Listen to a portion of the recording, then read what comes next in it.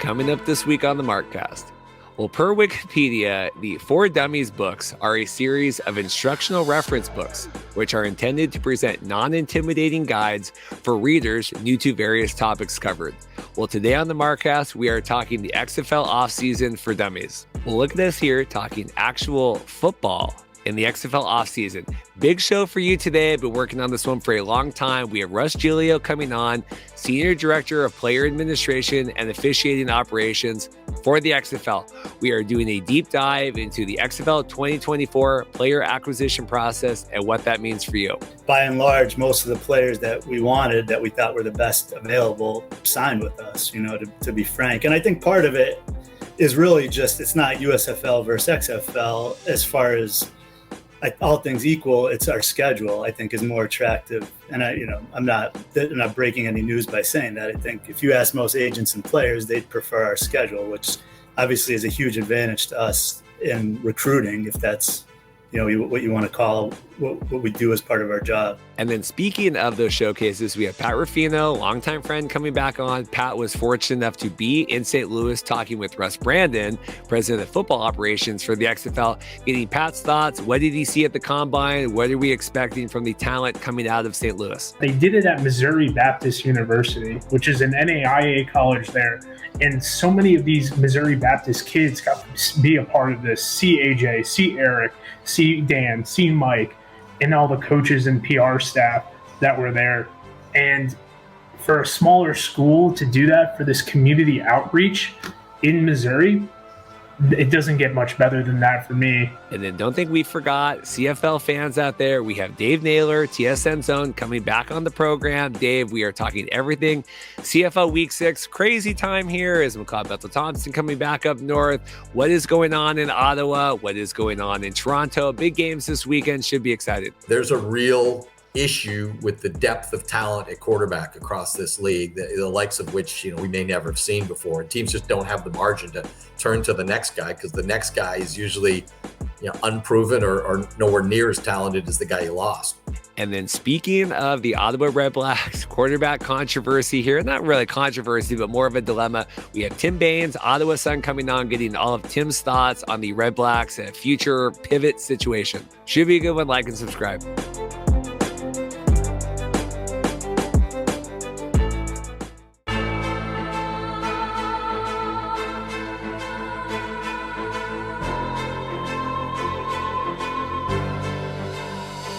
Hey guys, welcome to the Markcast. Reed here.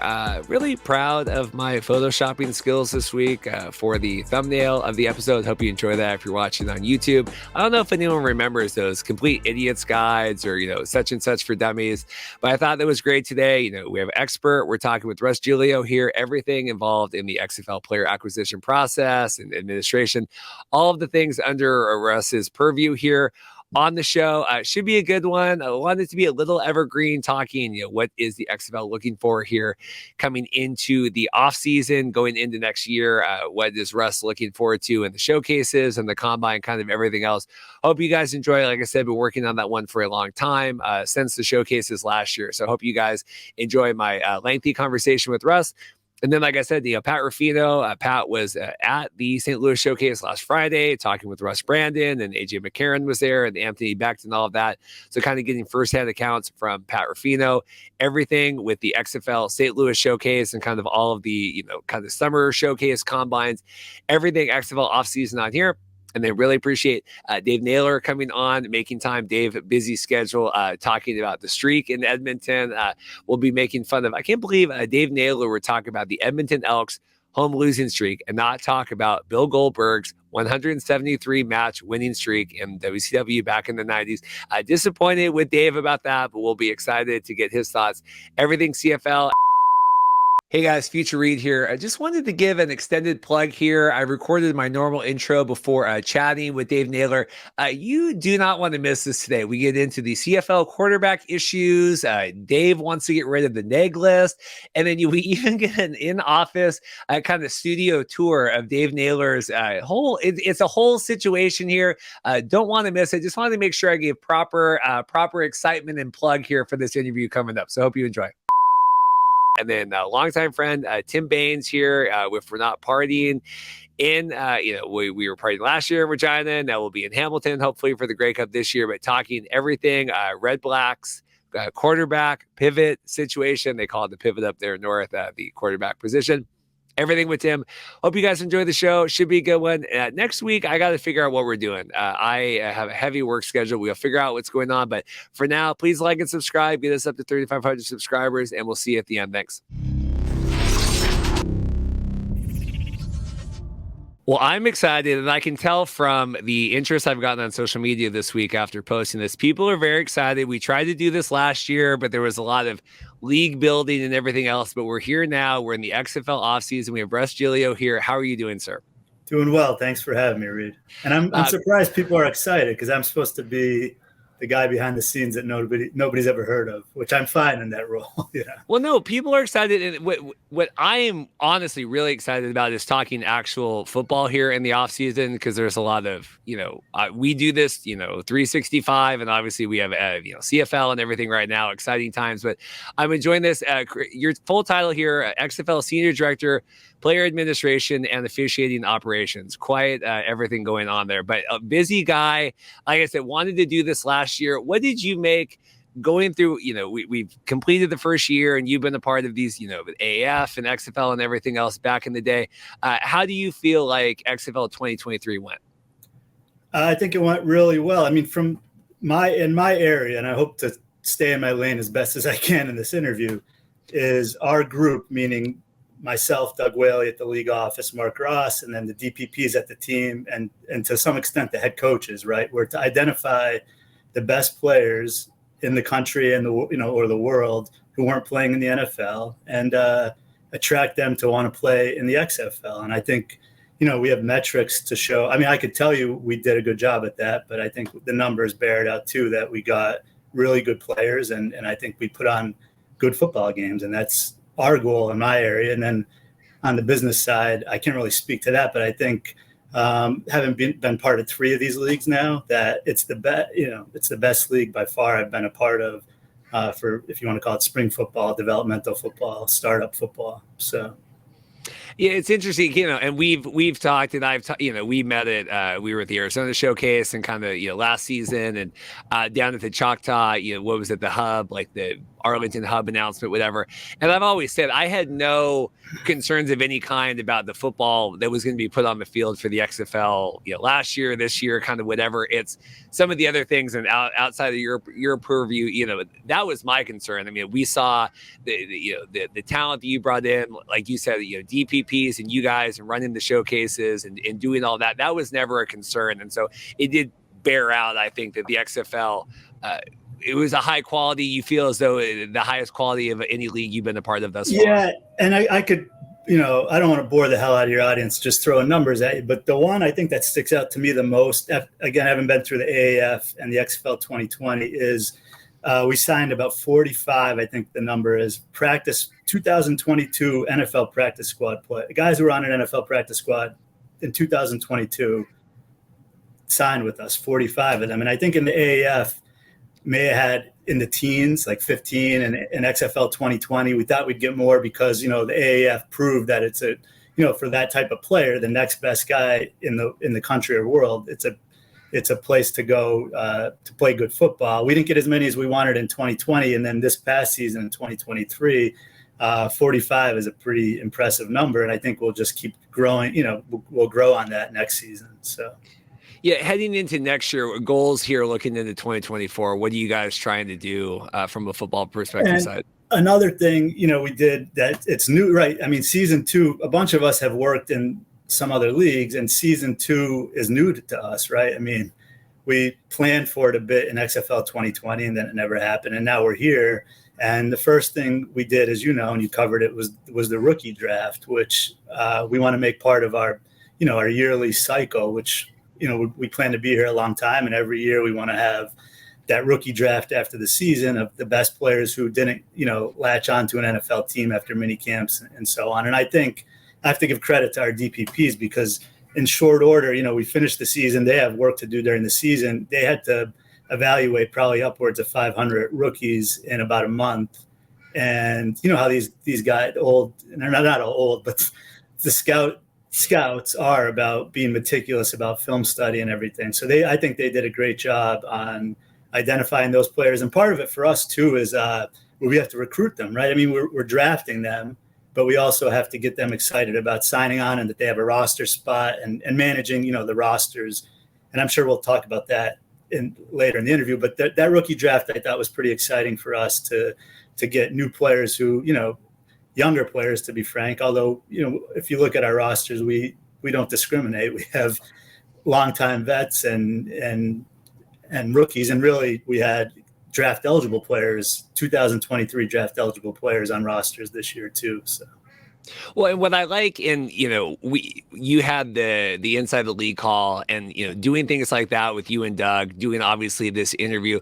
What I like about it is the transparency, right, of being able to see like why you guys are doing things the way that you are, right? And you said on the call, you know, we want to do the rookie draft now, kind of give people a sense, hey, we're, you know, coming into the summer, and if you're not on a camp, like, what am I going to do with my time? And I think fans of the league, right, and obviously players want to be a part of that, just really appreciate that transparency, which I do not think we get the same level of that from the USFL. So I will say, I like credit to you and Doug and everyone, whoever came about making those decisions to do that. I would just give kudos, because I think that helps let people know what's going on. Are you baiting me to say something about?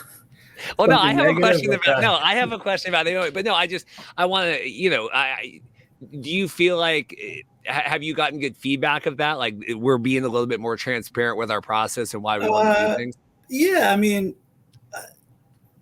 I think there's just a lot of players that want to play football, right? And the opportunities, and, you know, our competitor and us, we are providing those players. And it's just a matter of, you know, attracting them, recruiting them, and giving them a good job. To be frank, it's a good job, right? I mean, it's you know, if you want to look at it as development to get to the next level, but it's also, while they're there, it's a good football. It's a good league, and it's a good job for these guys. And that's in what we do in operations. That's what, you know, that's part of our charge. So.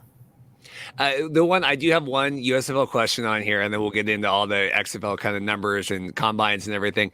The comments at the end of the season from, you know, your good friend here, I assume, Daryl Moose Johnson, talking about, you know, hey, like, we're baffled and ratings and all of that. But the interesting note about it was there was no real critique of the XFL or the USFL from a football standpoint, right? All of Moose's comments were like, well, our production value is better, and we have Joel Klatt, so that makes it better.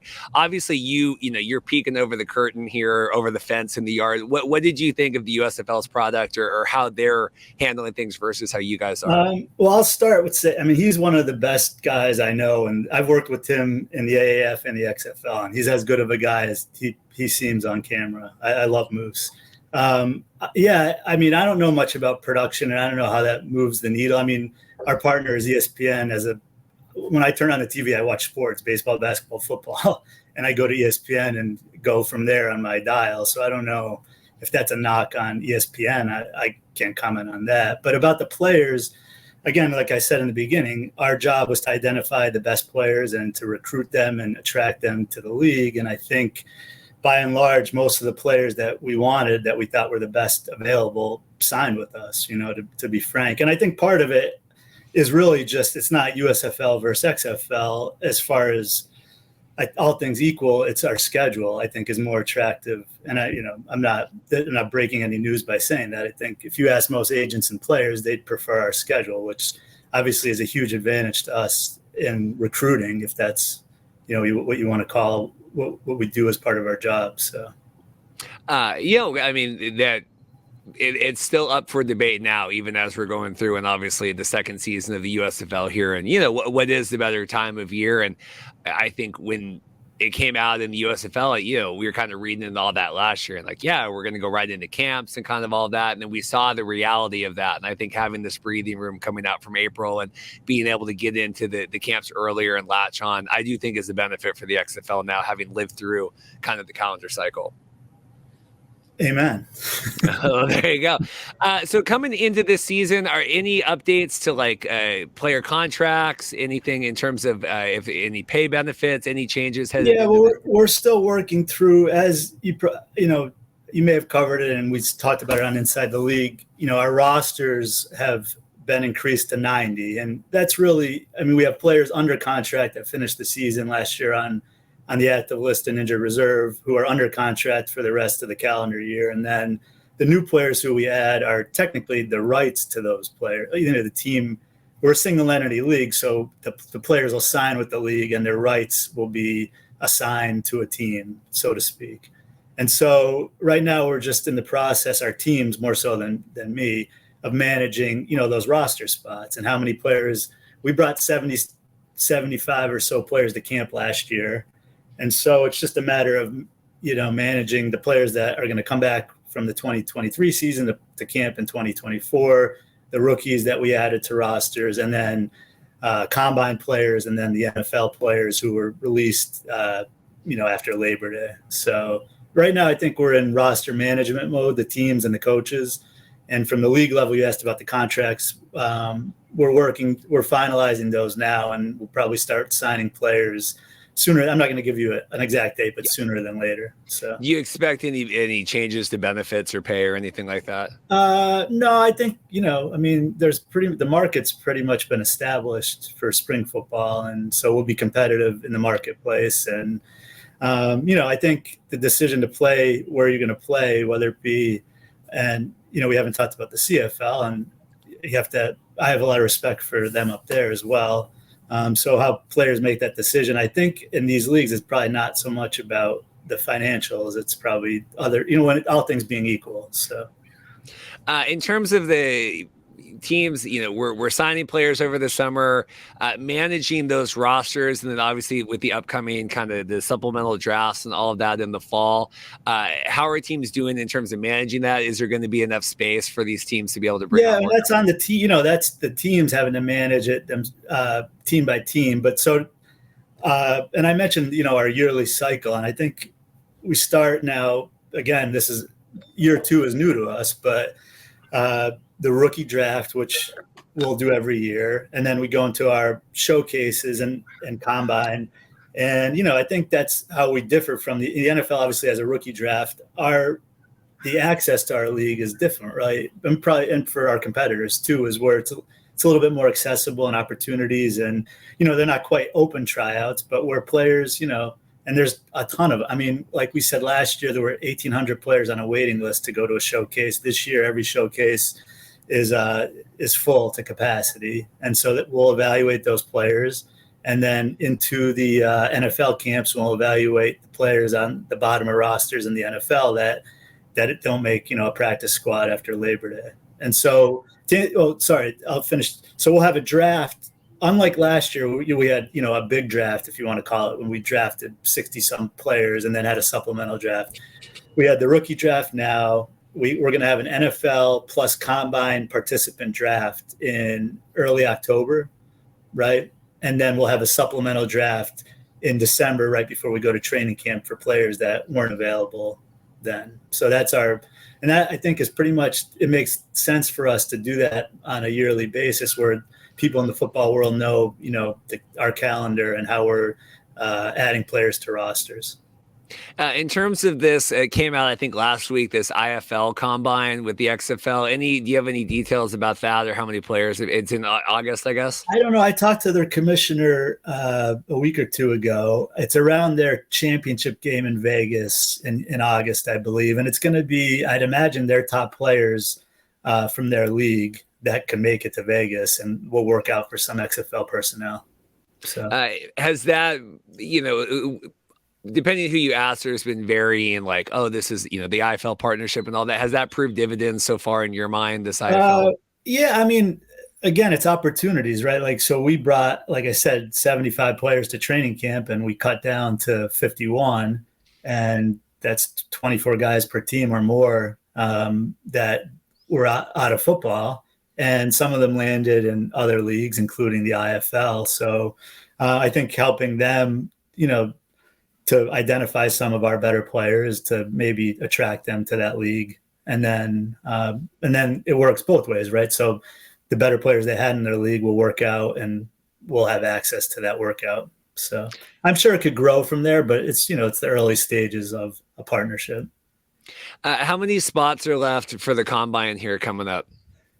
The one in Arlington? The big combine. Is it pretty full now? Because I Uh, know there was a lot of, I guess St. Louis had a lot of invites being sent out. Like I said, we had Pat on the show talking about that. But and how's the DC combine? too. I didn't go to the DC combine, but people like me who have been in the AAF and XFL have been to, a lot of showcases over the years, and they said it's the best talent. That DC showcase was the best talent they've ever seen in one of these leagues. So I think we're getting pretty close to there'll be 200 players at the Arlington combine, 100 on offense and 100 on defense. So.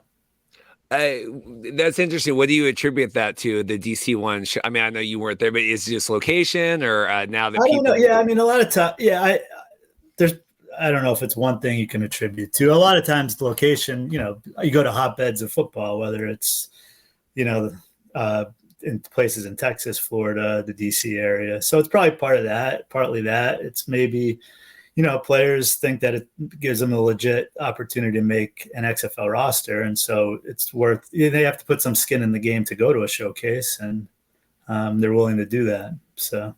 Do you think having made it through season one now is something as well? Kind of the USFL was talking about. We got to get through. Like, do you think that that's attributing now? Hey, okay, now we've made it. You guys have made it. Like, we're going into year two. Is that increasing buy-in, I guess, from players? Yeah, I think. I mean, like I mentioned earlier, that 45 number of practice squad players from 2020. I mean, those are players who are an injury away from dressing in an NFL game, and they maybe turn down a future deal to come play because of the opportunity. To talk about it on a macro level, each one is a case by case. Some players it's better option to go and play in spring football in between practice squads, and some it's better to just stay with the team. So,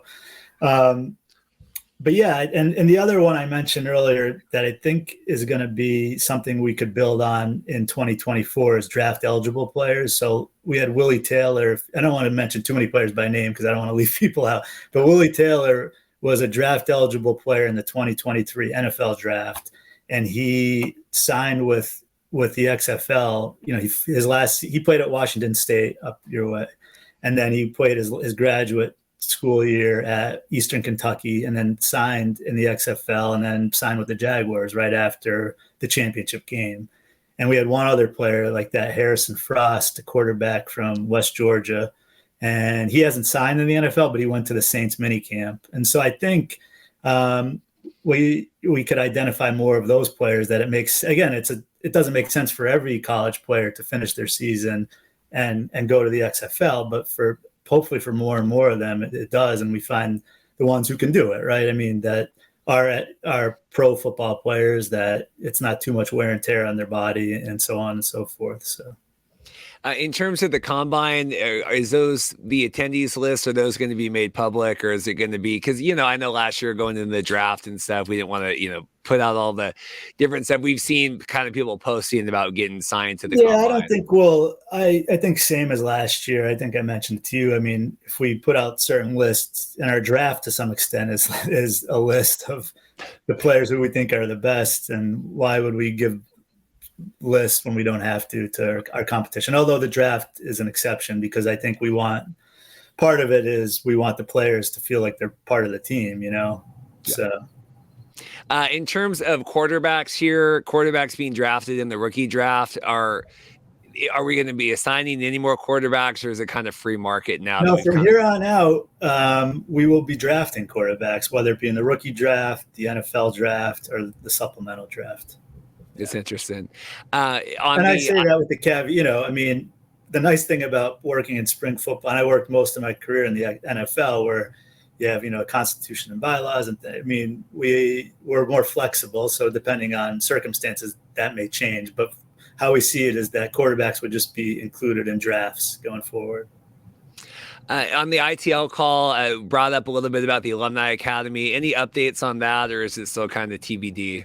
Yeah, I think it's TBD. I mean, they're their own entity, and we partnered with them, I think, as far as, we would sign graduates of their program. So I guess it's TBD. If they have a program, we'll talk to them about the players that they have there, To me, it feels like, and you don't need to comment or whatever. It feels like maybe last year we weren't sure how much interest there was going to be. We're going to cast a net, where maybe now you guys know, okay, we have interest from all of these different facets, and maybe we don't need to have like direct partnerships with anything like that. I don't know if that makes sense at all.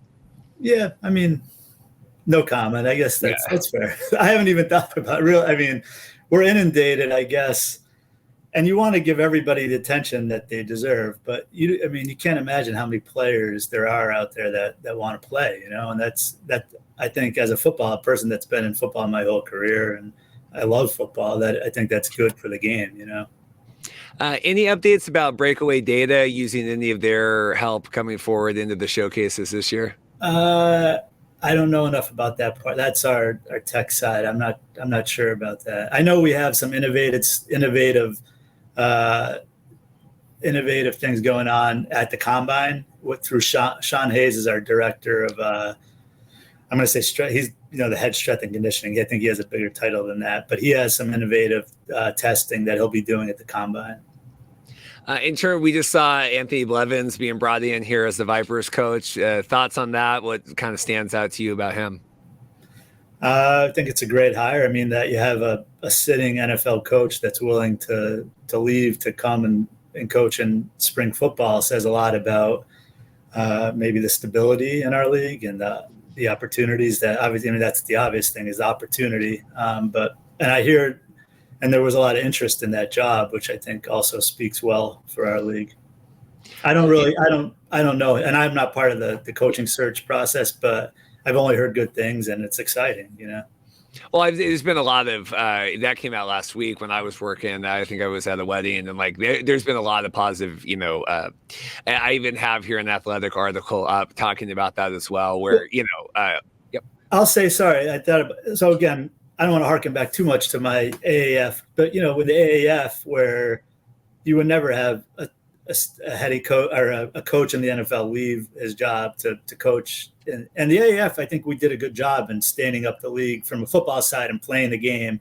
But that was, and who doesn't love Steve Spurrier and Rick Neuheisel and coaches like that? But that was kind of our market, is like, let's find guys who've been a few years out that are not going to, that are semi-retired, to now we have, active NFL coaches leaving their job to coach in the XFL. Says a lot about our league. So. It does. Talking here, and we've had Coach Buck on a couple of times on the show. He's, I call him a friend of the podcast now. He mentioned at the end of the season, he didn't realize kind of a balance between building a roster to be competitive as also being developmental, right? Like, it's the XFL, we're always kind of balancing that. And, their team kind of struggled a little bit, if I want to say a little bit. But have you seen growth from him or Hines Ward, kind of any of these first-year coaches in terms of, like, trying to get new players in different roles now, I guess, if that makes sense? I don't know enough about, that's also not my area. I think it's exciting that to see how they run a team. I've been around football forever. How serious they take their job and the craft, and that they're leaders of men, and, and they're obviously learning to be head coaches, and this is a great spot for them to do it. I think they have what it takes, that, intangible thing that takes to lead profession. These are to lead men, like I said. So I think they have that. I think they're learning, and there's an administrative, the head coach is part of it. They're not the GMs per se, but they're involved in, the football operations and player personnel. So they have a lot on their plate, and they think they both did a really good job of managing all that. So. How do you just personally view, because it's this constant thing, right? If we want to have a place for guys, to get that step to the XFL or to the NFL, right, and all of that. But also, like, this needs to be good football and kind of stand on its own, right? I mean, it can't just be we're recycling. Yeah. Like, how do you view that? I thought about that, and I go to I love going to minor league baseball, especially AAA baseball. I've been to 3 or 4 different stadiums this past year. And it's just different. What we're doing is just different. I mean, the in-stadium experience is great at those places, and I think we have some of that, where it's an event, it's a fun, it's a family thing. But these people are, and I think they're trying to win in minor league baseball to some extent. But I mean, in the XFL, they're trying to win games, right? I mean, And the coaches, like, it's the cliche, they're coaching for their life and their career. And the players, they want to get to the NFL and develop, but football is just a different animal. And I grew up, my dad's a longtime high school baseball coach. I played college baseball. I grew up in a dugout, but it's just a different game. I mean, there's 10 football in our league, there's 10 games a year, and they're important, and it's when they kick off the ball, they're not thinking about development. They're thinking about winning the game. And I think that makes it a different product to put on TV and all. And again, that's outside of my scope, but that's more just my opinion on what our league is about. So in terms of, back in 2020, the Team 9, having that be able to cycle through with injuries, or at least be able to increase the number of active roster spots. We had Jonathan Heimbach on kind of talking, hey, what's your wish list going into next year? Any consideration about Team 9 or more? Yeah, I mean, I think it's a beneficial thing, but we're a business here. So I think, again, I'll go back to AAF and other experiences in startup football. I think we have a good relationship and dialogue between the finance side and the football side of, what do we need to make this a good product? And we'd love to have a Team 9 or something like that, but there's some things we just realistically, from a business standpoint, we can't do. And in the pecking order, that just, wasn't high enough to keep it. So. In terms of Jordan Palmer coming in and kind of maybe more limited interaction last year, any chance of like increasing that, or what are players going to get any of the quarterbacks working with him this year? Yeah, I'm not sure about Doug Whaley manages that relationship and partnership. I'm not sure. I think he is back this year, but I don't know the details of that program. Did you take away anything from that worthwhile, beneficial? Again, I don't want to, that what's the old adage? I'm not a doctor. I just play one on TV. I don't even play a scout on TV. So I don't know. I'm sure it was beneficial. I mean, guys working out in the off season with Palmer, who works with the top quarterbacks in the NFL, it couldn't have hurt, but I wasn't there. I didn't go out there for the program, and I'm not a scout, so I couldn't speak to the specifics of it. That's okay. In terms of training camp this year, they kind of had the great Texas ice storm and everything last year that kind of invaded part of that. Like, how's training camp going to look heading into the season? I think it'll be similar. I mean, having gone through it a year, and we're right now in planning process with different departments around the league. So I think having a year under our cap will help, but it'll probably be pretty similar. I mean, football training camps are pretty similar anywhere you hold them. So I know it's probably outside of your purview, but local training camps in cities, I think would be beneficial in terms of a public PR spectacle as well. So just something to keep in mind there. We've talked at great length. I think this was on the ITL call as well about kind of the bye week and what are we doing with the bye week. And, we've talked about, do we do a March Madness bye week or a rolling bye? Thoughts on the bye going into this year from a football standpoint? I think that is, that's a broadcasting decision and an ownership decision. I'm sure it's on the table. So that's all. Would you prefer to see it at a different time than pre-championship game? Whatever makes the most sense for our business. I don't. You probably know more about that part of football. As far as broadcasting and ratings and things. So I'm sure they'll make the best decision that. In terms of anything about like kind of injury reports, anything, are you able to speak on that in terms of being able to get those sent out for more of like the, people doing fantasy sports betting, anything like that? Yeah, I mean, as far as, I don't know what the criticism, I mean, those were supposed to be available. Were they hard to find? I think the feedback was having the teams post them individually as opposed to like emailing them out to a select few and then having them be propagated that way through social media. An easy fix, and we would do whatever, injury reports are, I've been at the NFL, obviously they're important in football. And if there's gambling on football, they're critical, and there's nothing to hide there from us. So I think whatever is the most efficient way to do it, we'll do it. So.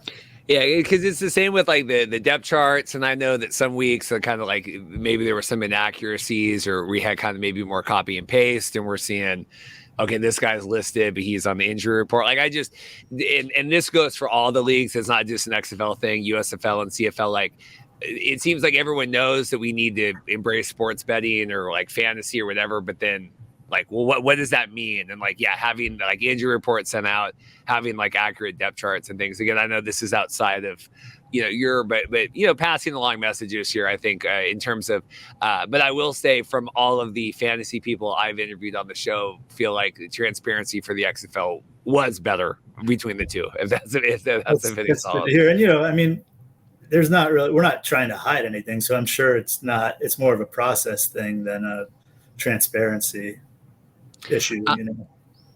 In terms of if anyone, and we'll wrap up here soon. I appreciate it. I know I promised you the time here. I won't keep you too long.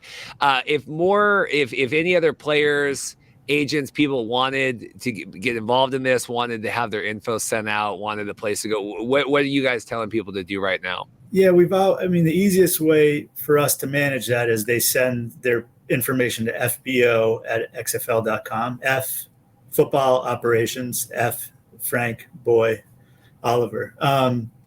And we have people aggregating, the player information. So we have a database that here's players that are interested in their information. And, again, we have scouting departments of one per team, right? And we try to help them more from the league office side on managing data on players. But like I said earlier, we want to give everyone the opportunity to make the league, right?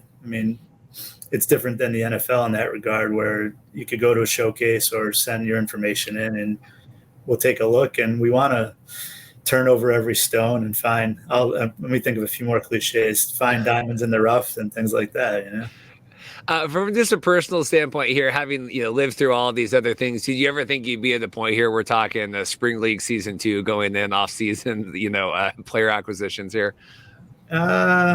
I always believed in it, and when I started at the NFL was right around when NFL Europe was still going, but it was toward the end of that program. And, the football people always lamented that we lost something with NFL Europe. And obviously it was a business decision. And there was that void there for years.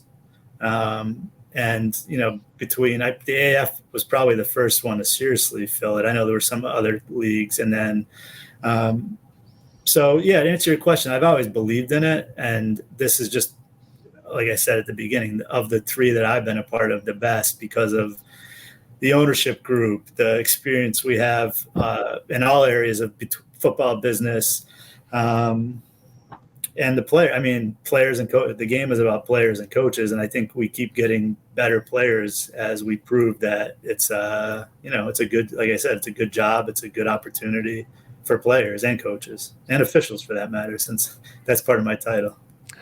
Well, Russ, I hope you didn't feel like I grilled you too hard today. I thought we got through some good stuff. Anything else from you before we get out of here? No, I appreciate what you do. I think that you're objective and, you have journalistic integrity, but obviously you're a fan too. So I think you give us good coverage and you keep us honest and call it like you see it when you don't agree with what we're doing. So. Well, I appreciate it. Like I said, the league and everyone else for working this out in the offseason, talking real football here. Russ Giglio, really appreciate your time coming on this week and everything else. Good luck with the showcases. I know, like you said, you're going to Arizona and everything else. So, we're no offseason here for the Markcast and no offseason for the XFL. So I think that's good. That's right. All right. Thanks, Reed. Well, I put on my best. This isn't a floral. It's kind of floral. It's like a tiger and like flowers on there. So I can match my guest here today. We have Pat Rifino back on here, founder of Creative Arts. Pat, how are you doing?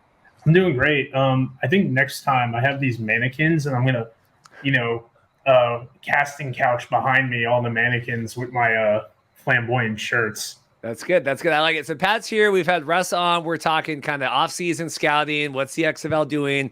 We're in showcase season, combines at the end of the month. Pat was lucky enough to go to the St. Louis showcase there and talk with Russ Brandon and kind of everybody else, AJ McCarron popping around. So Pat, what do you have kind of going on? Busy week for you last week. Yeah, I mean, I'm still pushing out videos on my phone that I took and all that goofy stuff, doing a lot of editing right now. But in the end, some of the guys from the XFL that I did talk to were AJ McCarron, Eric Magwood, Anthony Back, Russ Brandon, and Stephen Austin as well. If you don't know who Stephen Austin is, he's kind of a background guy, but he runs the ANC combines and he works in collaboration with the XFL. But he's also done the Spring League. He did the AAF. He's done stuff for the CFL, and he was integral in the USFL of the 1980s, getting a lot of those guys back to work after the league folded, because the combines have been around. His involvement in the combines have been around since about, I think he said 87 or 88, and he was also the guy who started the regional combine. So he's kind of an unsung hero in this, and I was really lucky I got to talk with him as well. Well, it's interesting. So we're going through, right? We lived through the USFL offseason last year, right? What are they doing? Now we're in the USFL and the XFL offseason. Interesting. It feels like the XFL trying to be a little bit more, hey, we're in the spotlight a little bit. You know, we had our, what was it, the rookie draft. Now we're having these showcases. I thought it was great that Russ was at the showcase, you know, talked with you, Max and I were going back and forth. Like, it's good that Russ is at this. It's good that he's we're kind of making this be a thing. I've been getting a lot of media alerts for the showcase. Are you liking kind of how the XFL is approaching their off season? Yeah, I mean, for me, it was a great experience on both fronts. So it wasn't open to the public, but they had a tailgate there, and like Dirty was out there from the X-Fan show. He was doing his thing, and it was great to see a lot of people with family members there as well coming out to support them. And the XFL was like, well, it wasn't open to the public, but if some guy's bringing his girlfriend here, what are we going to do? Tell her to wait in the car? So they let them stay in the stands. A couple of XFL players were there as well. Dan Williams of the Orlando Guardians was there. He was with Mike Glass, formerly of the CFL Montreal Alouettes. So you had guys who are in the professional space from St. Louis coming out to support. A prominent St. Louis agent from Harold Lewis was there, you know, checking in on his guys, looking for possibly new guys coming out there. And overall, just the vibe of positivity for a lot of these hopefuls. And I think 16 is the number that got brought in to this.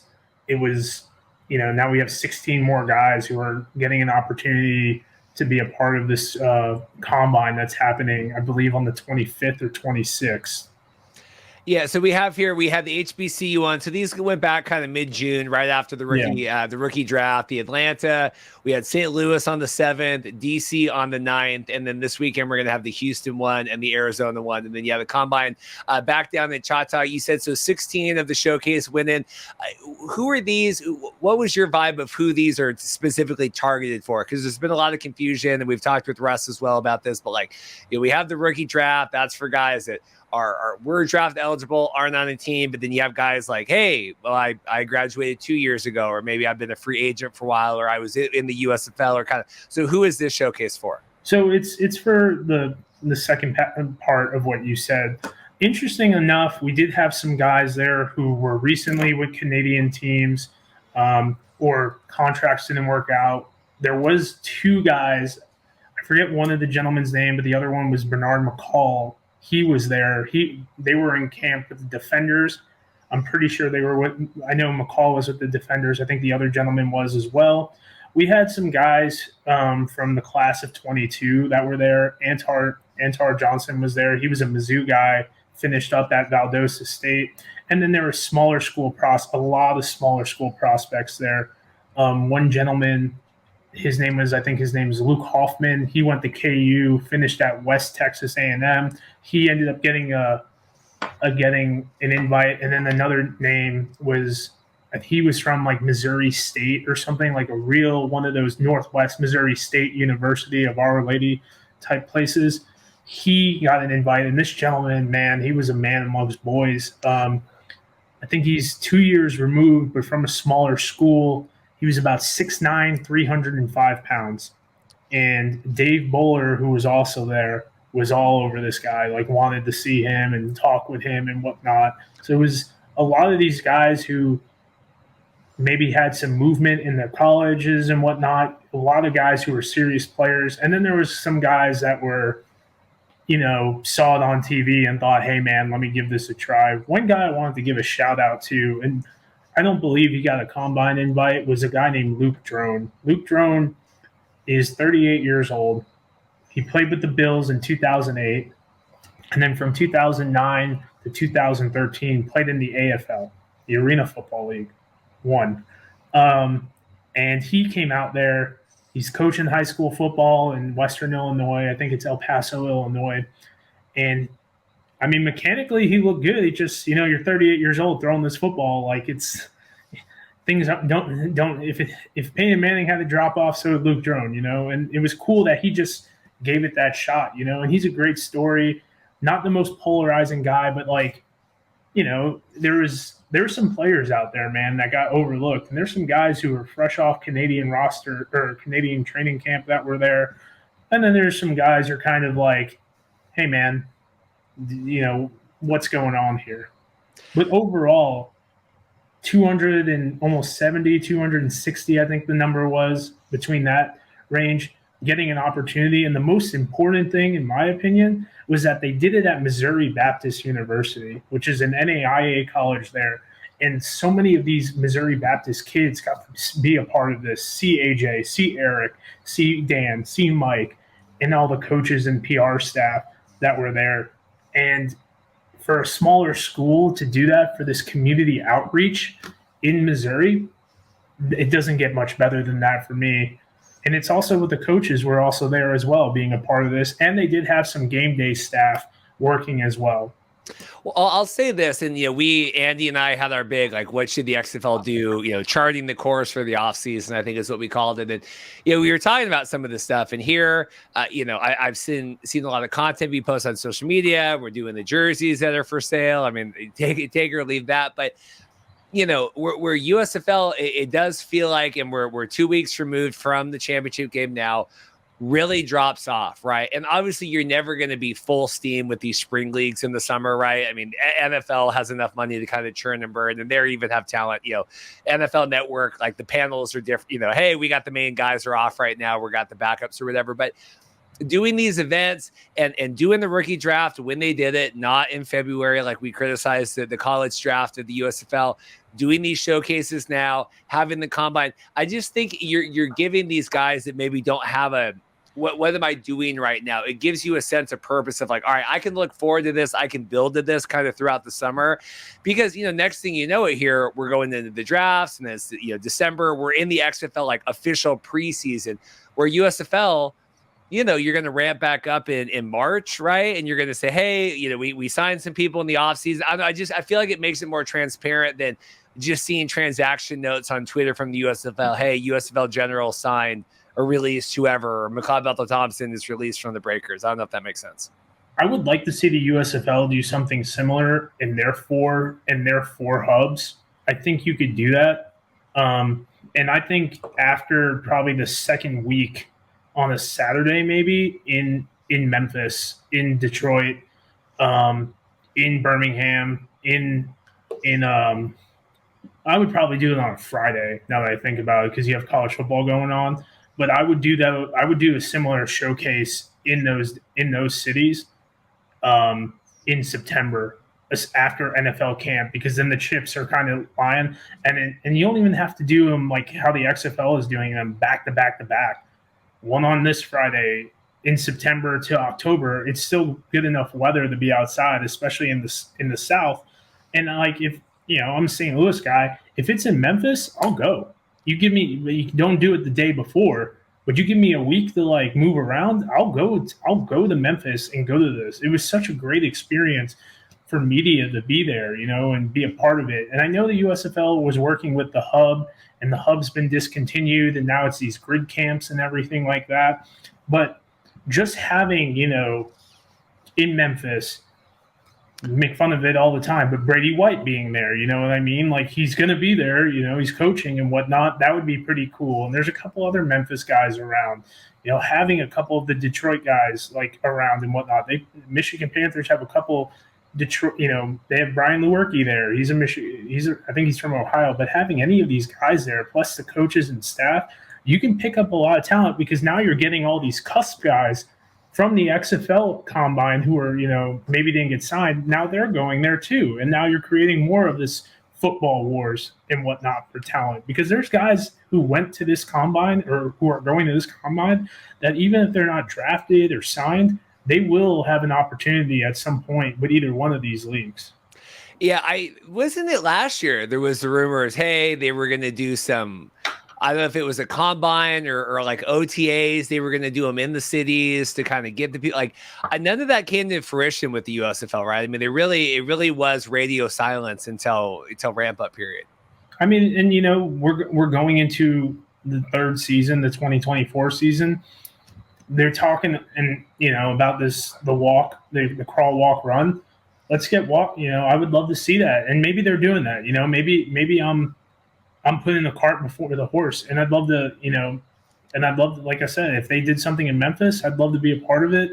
It's a decent drive for me, but it's worth it because you're going to be around a lot of these people and a lot of these players who are living their dream, and to do that takes, as AJ McCarron said, a lot of courage to go out there. Are you finding, because this podcast has existed in this, with the spring league and, fan control football and kind of all this stuff, the post-COVID, and there was this surplus of guys that, we've had the 7-year seniors and all this stuff coming in. Like, are we getting to the point now where we are going to have to deep dive to find new guys? Like there was such a surplus there for a while. Man, I think that depends on who you are, who the GM is, right? Like I look at the Battlehawks specifically, and you look at their roster, and there was a lot of AAF retread. There was a lot of guys who retreaded from even the USFL and whatnot. Like Dave Bowler was an AAF guy. Anthony Beck was the tight ends coach for the fleet, Andy's fleet. And when you're starting these leagues, in my opinion, and I've talked to a couple of USFL coaches about this last year, why would you not sign a guy who maybe he's older, but I know who he is. I know what his deal is, because I can go sign maybe someone who has more potential, but potential is great. Like I need someone who was in camp with the Cowboys. I need someone who played in the AAF or the XFL in 2020 at that time in the spring league, who might not be as good, but I know he could show up to meetings. I know he could learn the playbook. So like when we have these off seasons, I think it's going to expand it could expand our catch, so to speak, of players that you might want to take a little bit more of a look at, especially with roster expansion as well going into training camp. It's just going to be interesting to see how, because you're going to have, you got to have gaps to fill no matter what it is, where guys decide, hey, I'm done, or guys go up to Canada, or guys go to the NFL, or guys go to the USFL. Like there's so much churn that you're going to live with in these spring leagues. And so it's this balance of, do these teams even resemble what they do? I mean, I felt like the USFL, it felt like there was continuity, right? I mean, didn't you feel like then they would either lived up to it or not? But I felt like we went into season 2 at least knowing kind of what those USFL teams are going to look like, right? And how do people feel about that? Like I like that, right? I like knowing that you have to. It's a necessity. Yeah, and I like knowing that the Stallions were going to be good, because it feels real to me.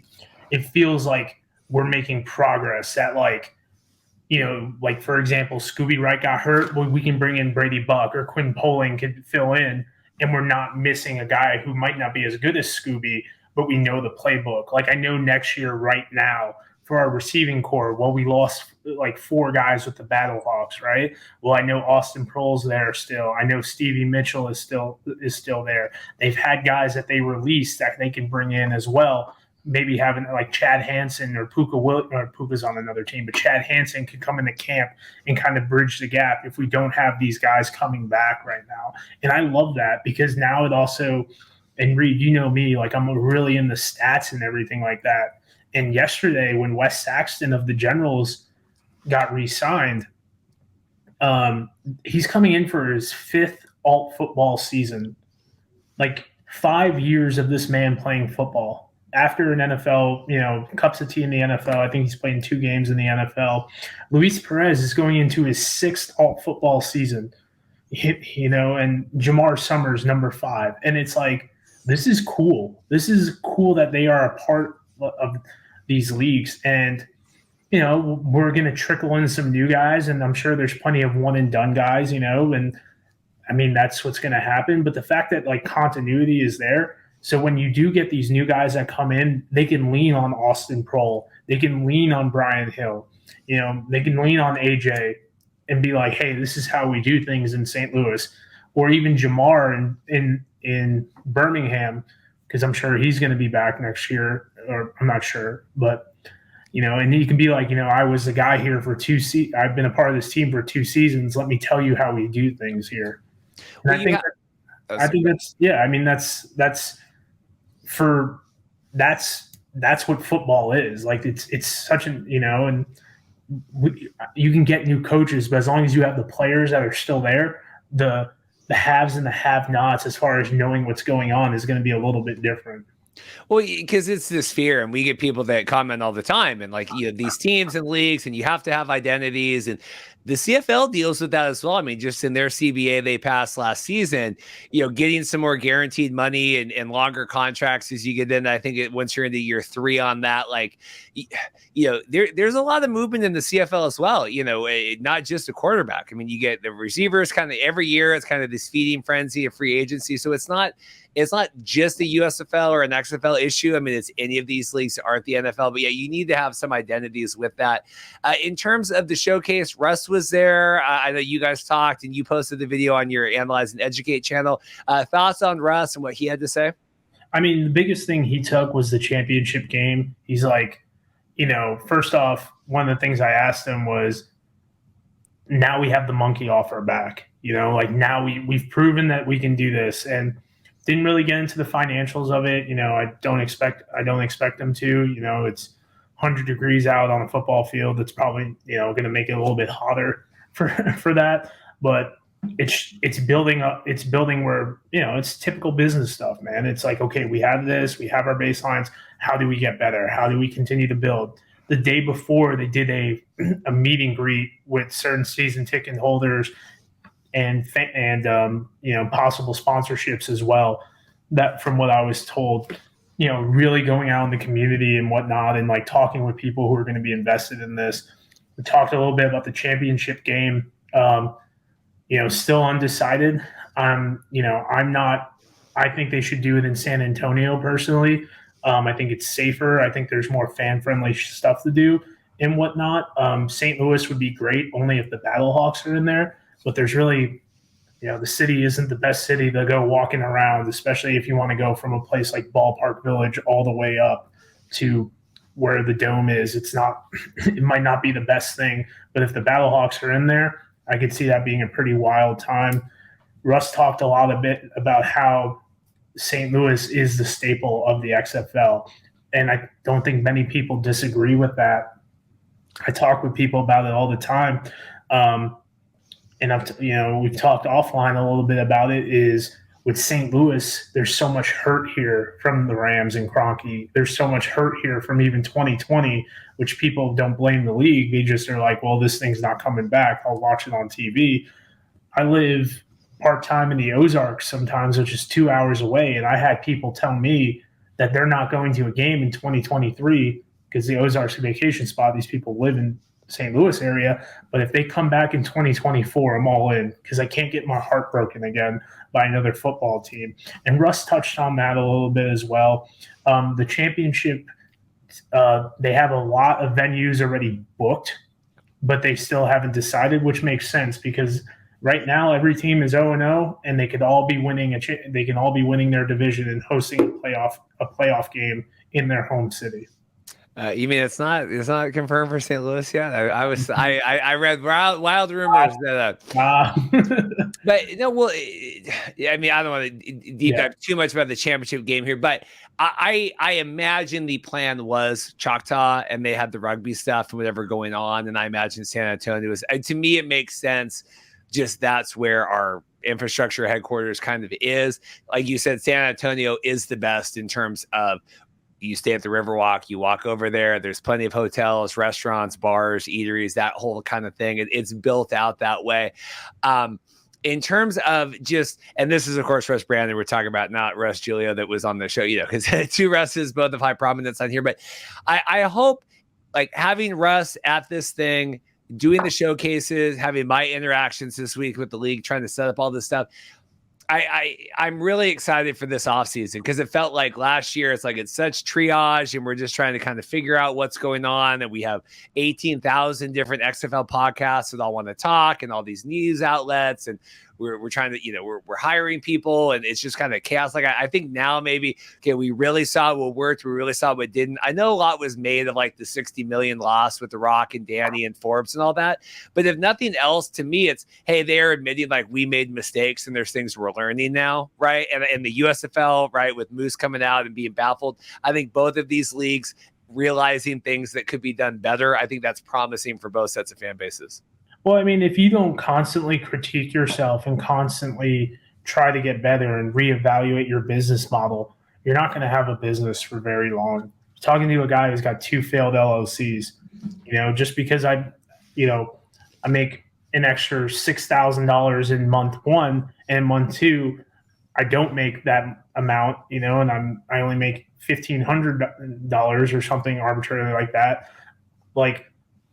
If you're not looking at your analytics and you're not wondering, okay, why did I make more in month 1? Okay, it's Christmas month. I have a merchandise thing, or maybe in February I'm not doing as much Valentine's Day stuff. That's why I'm not making, that money. If you're not constantly reevaluating and looking at your numbers, your engagements and whatnot, you're not going to be a league for very long. And as long as these 2 leagues understand that, in my opinion, that it's, and I think, and I know they do. I definitely know Fox does. Fox is, Fox has been around for God knows how many years. They have plenty of people who are looking at the books and figuring out what works. And I think there's less of a learning curve for them, while the XFL is we don't really know what works and what doesn't, because, who's there from 2001? The 2020 season, that COVID curveball, no one, you have incomplete data. So they were going probably off a lot of their 2020 stuff. Okay, this is what's working, this is what's not. But once you get to year 2 and 3 and 4 and 5 and 6, you can start figuring out what's the best formula. And I think right now, these showcases, especially because last year I don't think they did a showcase in St. Louis. Big thing about St. Louis to me is obviously, yes, the Battlehawks are here. Not a bad shake, but what's around St. Louis compared to these other places? You get your Chicago kids, you get your kids from Illinois or Ohio, you get your Kentucky, your Memphis kids, you get kids from Iowa that has a lot of football. Some Michigan guys came down. You have all these different states and cities where football players have put out good products and good films, and now you're bringing it here. Everyone knows about Atlanta. Atlanta's close to Florida. The DMV in DC has put out good products and whatnot for football. A lot of DMV guys. Plus, you get your East Coast guys coming down to New York. Texas is Texas, and Arizona is. You can pick up all your Cali kids. We didn't see that last year. Now they have St. Louis. They can tap into all these extra people. Man, if not, you can go meet AJ McCarron. Everyone knows who AJ McCarron is, and he can shake your hand and tell you, "Hey, man, you did a good thing."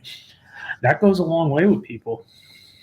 It also feels like we last year they had the Hawaii one, and I don't know how much of that was specifically targeted demos over there, and I know The Rock and everything, but that to me felt like a little bit more of a PR thing, although I know that they said that they were very pleased with the talent they got out of that, right, obviously. But I don't know, it feels like we're learning. I really enjoyed the call that Russ Giglio and Doug did talking about the rookie draft and everything. Like, I just think hearing these guys, and obviously Russ on the show here, like hearing how these guys talk and think and kind of, we're trying to figure this out together. Like, we don't have all the answers, but we're trying to cast the widest net, leave no stone unturned, kind of all those cliches. But it does feel like doing these, advertising them. I mean, they all look like they're sold out. If you get signed, you get your money back. Like, we're trying to give people an opportunity here. Yeah, and I do think while you did get good guys from Hawaii, it's a pretty small island, right? So, I mean, everyone who thought they had potential in Hawaii probably came out last time. So it's like, and their numbers are there. So if you had someone who was under the red line and you're like, oh, I wonder what this, John Smith from the U of H is doing. Well, he performed this way. Call his agent. They have all the info. Is he still working out this football thing? Could we do, have him come to California? Can he send me tape? The tape doesn't look good. Okay, man, we don't need to go out to Hawaii. Like, it's a small island. I don't want to use the word fixed population, but it's, in my opinion, you're going to have a lot of the guys who came last year, plus or minus a couple guys that if you really wanted them on the team, you'd know who they were, So while I think Hawaii was cool, I'm glad they didn't do it, because we got St. Louis. Did we get Atlanta last year? I'm trying to remember. They had I had them listed on here. We had Arizona. We had the whole, I could run down the whole list here, but probably not the most exciting podcasting. We had the Dallas one. We had the Arizona one. We had the HBCU one. Where was that one at? That was in I feel like North Carolina. Yeah, and then we had So I mean, it was good. I mean, they had this smather. I think they had 6 last year, and then they had the Nick Novak one on that. So AJ was there. Becht was there. Anything from them before we get out of here, and kind of like how invested is Becht in the offseason? Because it's different. Yeah. I feel like it's different them coming to this kind of stuff than the USFL. Like, we're making some roster moves here in the offseason. I mean, he was there. He's in St. Louis, fresh off vacation, had a nice tan, going out there, and he was looking like he was up in these, not I want to say up in guys' faces, but when people caught his eye, he walked over there, hands on knees, had the clipboard out. He was pretty active. Dave Buller looking at these offensive linemen. AJ was there. A lot of memories were made. When I talked to some of these showcase guys, they're like, man, I don't know how well I did, but like, you're 15 inches away from a national champion, an NFL guy. Like, everyone knows who AJ McCarron is. The biggest thing with AJ was, are you coming back? Are you coming back? Are you coming back? I didn't ask that question because I'm sure he's been asked it 15 and a half times. And, when my personal interactions were very casual, we talked more about life than that, because, I mean, I don't know if you know this, Reed, but these guys are human beings, and sometimes they don't want to talk football all the time, just like I don't want to talk football all the time. So, as crazy as that sounds, but big thing to take away from AJ is that November, per what he said, and you can check out my video, Reed, I don't know if you want to link them or not. November looks like his time frame as far as that. NFL interest has been had. People have reached out to him. Coach Beck was asked about AJ as well. Made it very clear. You got a guy like AJ McCarron. Training camp probably isn't the most necessary thing. And you have to look for him. What does he want to do? He can go be a backup.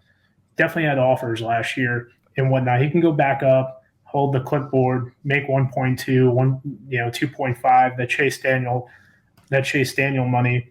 But AJ likes playing football. AJ has made a lot of money playing football. If you don't know who his wife is, she's probably made a decent amount of money doing what she did. Let this guy enjoy the offseason with his kids.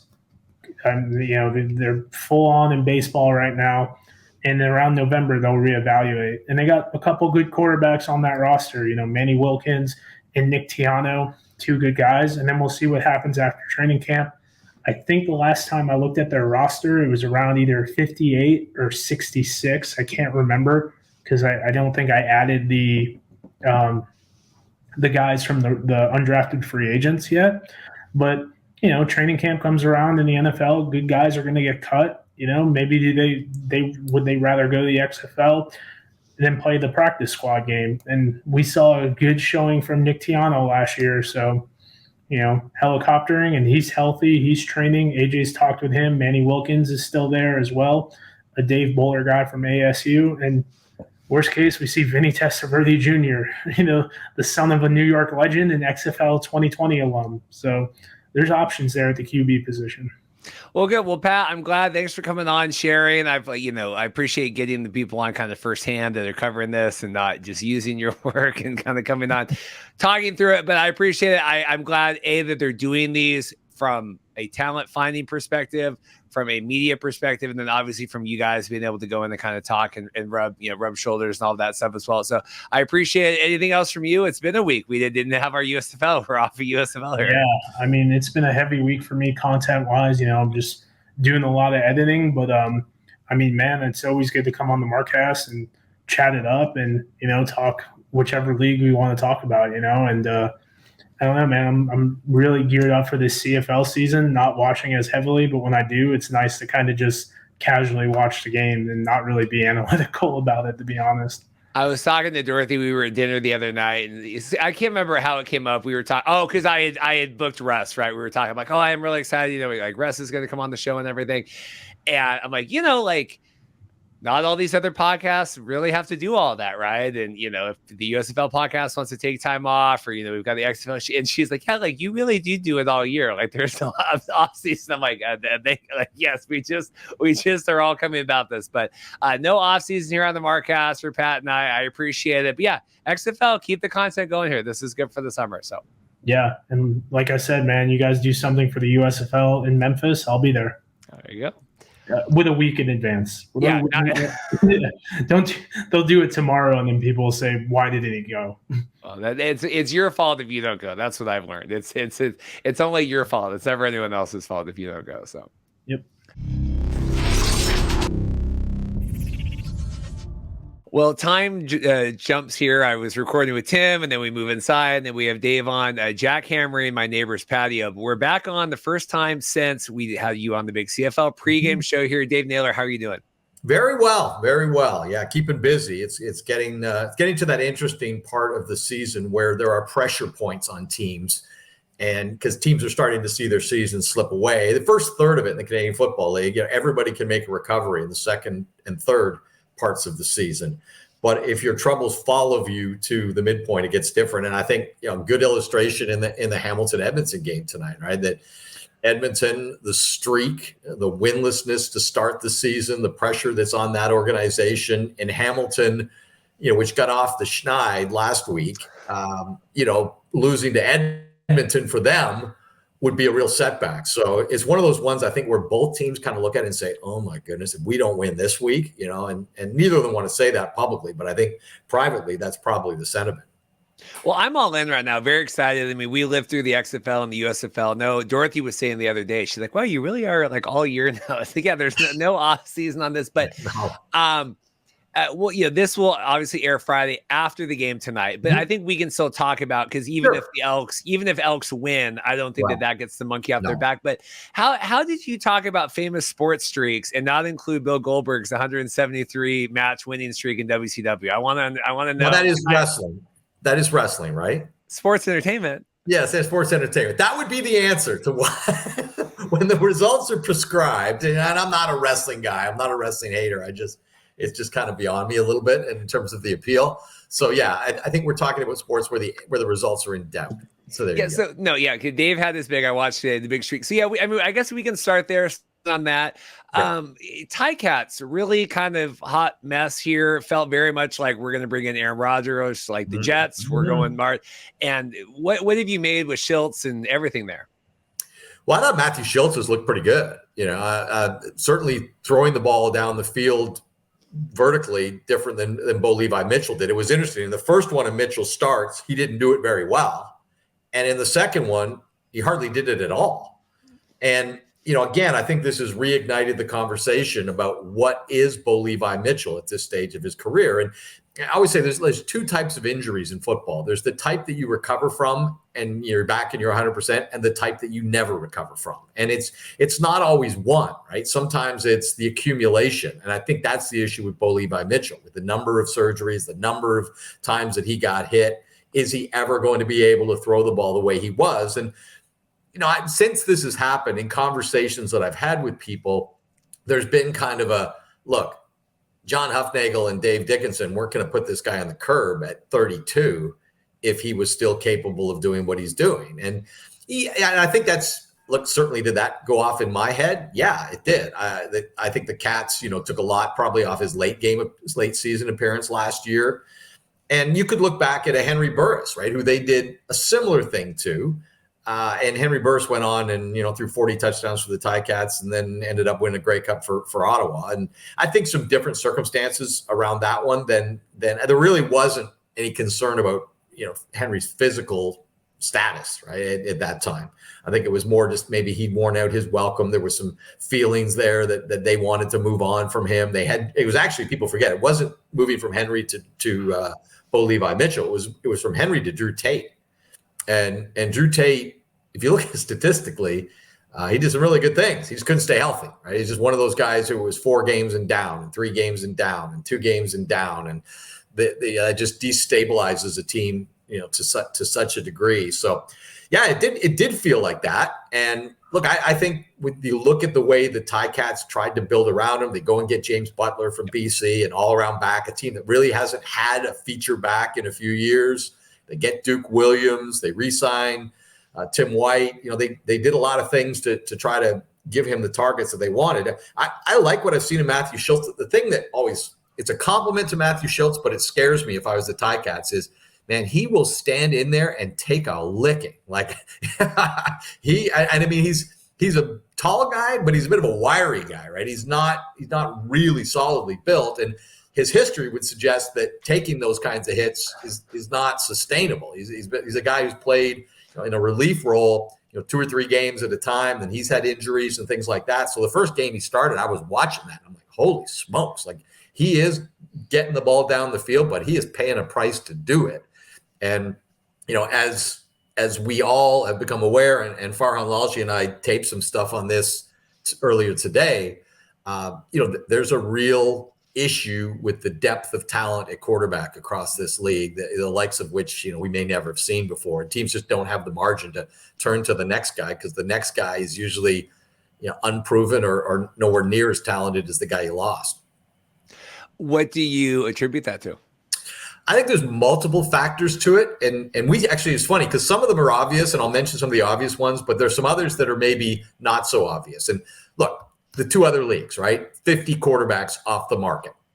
That has to have an effect. Even if CFL teams will often say, "Oh, the guys in those leagues we wouldn't want," and things like that. That's something you kind of often hear in a refrain. You got the National Football League that has expanded rosters, expanded practice rosters, and most importantly, no limit on the amount of time a guy can stay on the practice roster. So that takes some other guys out, and that will even keep guys away from the CFL because they know that they've got an eligibility to get onto an NFL practice roster, even though they may have veteran status. A couple of it that maybe aren't as often. Look, I think the year the CFL only dressed 2 quarterbacks, I don't think that helped. And I think getting rid of what we kind of called OTA season in the CFL, which was really passing camps, right? They used to get the offenses together. Guys got into the playbook, got their timing down. I was talking to a GM this week who said, look, I'd rather have that than the rookie camps. Give me that a month in advance, because when guys went away and had that month before they came to main camp, they dive into the playbook. They have some time to digest, what they've done, think about it, communicate with coaches. It was a much better run up to the season in terms of getting your timing down on offense than it is right now, where everybody just shows up to rookie camp and bang, you're in main camp. And so Farhan and I kind of actually had, our favorite kind of, not favorite, we each pick a kind of an issue that we picked, and Farhan picked a really interesting one. It's the development of the short yardage quarterback. Okay. It's almost its own position now. So you used to have your starter and two guys you were developing behind him. Like when Ricky Ray was in Toronto, you had Zach Collaros and Trevor Harris behind him. Those were the next two in the hopper, right? But you look at the BC Lions, their number 3 is a 33-year-old guy who nobody thinks is a starting quarterback or ever going to be, Dom Davis. You look at what Winnipeg just signed, Dakota Pruka. Why? Because he's going to run third down. And it's two things. It's that, and then also the CFL is running so many more short yardage plays than they ever have because the analytics have come in and told coaches, once you get to 2nd and 4, 2nd and 3, you don't want the ball moving backwards. Just fall forward twice. And Marshall Ferguson did some digging on this late last year where he actually counted the number of short yardage plays in a CFL game. It's way up. It's not an entertaining play. And it's funny, that we've got this league where 8 of the top 10 touchdown leaders are backup quarterbacks. And I poured through the statistics when we had them last year and historically and found that the first 3 quarterbacks who kind of crop up on that are Drew Tate in Calgary, Alex Brink in Winnipeg, and Adrian McPherson in Montreal. Around like 10, 11, 12, you start seeing these backup quarterbacks creeping into the leading touchdown leaders. And now it's ubiquitous. And it's funny. It's a trend that hasn't taken hold in the NFL. They still will roll their $40 million guy off tackle on a 1-yard plunge, and maybe someday we'll see it. But right now, it is really taken hold in the CFL, and I think that has hurt development of quarterbacks because you're not developing necessarily the 2 guys behind them. You're developing maybe one, and the other guy, he's got to roll like a separate position. Here's one of my things. I'm going to write a column on this. I may not get it done this week. It may be next week because I got a bunch of things going on. But the neg list. The average CFL team has between 10 and 12 quarterbacks on their negotiation list, okay? So that's basically 100 in the league. If you're a team that needs a quarterback, there's 90 quarterbacks that you can't talk to. Now, some of them are in the XFL and can't come anywhere USFL. So a lot of them are in college. But you'd still be talking about dozens of quarterbacks that are not accessible to a team with quarterback needs. So the greatest competition for quarterbacks right now is other CFL teams. And I had a GM say to me this week, this GM has an established quarterback. He said, look, the agents aren't crazy. They're not going to send me a guy who thinks he's capable of playing in this league and being a star because they know who our starter is and they know where we're at. Whereas, Ottawa might be able to use that guy, but he can't because he's on somebody else's neg list. Honestly, I am really of the belief that the neg list needs to go in its entirety. I think it certainly needs to go when it comes to quarterbacks. And like people, it's funny because people will think, well, why don't we allow teams to add more quarterbacks to their neg list? These aren't the things that allow you to sign quarterbacks. You can sign quarterbacks without a neg list. These are the things that prevent other teams from signing quarterbacks. And that's not good for the league. So I would put a restriction and say, hey, you can protect 2 guys, but not 12. I mean, it doesn't make sense. And I think it goes across the league right now. And again, historically, I was looking this up. The neg list came in 1957, okay? Right when the CFL was incorporated as the Canadian Football League, bang, the neg list comes in, okay? But in that era, there were 12 teams in the National Football League. That's it. That was the competition. If you weren't on one of the 12 teams in the NFL, and in those days, the salaries between the leagues would have been comparable. So a neg list was just really a way to prioritize a short list of guys that you wanted to be able to have. But teams could certainly explore beyond that. Now, the neg list is 45 players. And, somebody made the argument to me, the neg list was also to keep salaries down. So you wouldn't get into bidding wars for players when they're coming into the CFL. But we have a salary cap now. And you know what the CFL did when the salary cap was and we've had a theoretical salary cap for a long time, but we've really owned a real salary cap for about a decade, right? When the real salary cap came in, one of the things the CFL did was expanded the neg list from 35 to 45. So we've got, 360 players, 400 players that are whose rights are protected by other CFL teams. And I think that's an issue in general for players. I think it's an issue for quarterbacks especially. But I think, another issue is the league is talking quarterbacks, when you're attracting them, especially going up against these other leagues, need to know that if you hit in the CFL, you can be making between $400,000 and $600,000 very quickly. What's Chad Kelly going to get paid next year? Right? A lot. He's going to be a $500,000 guy.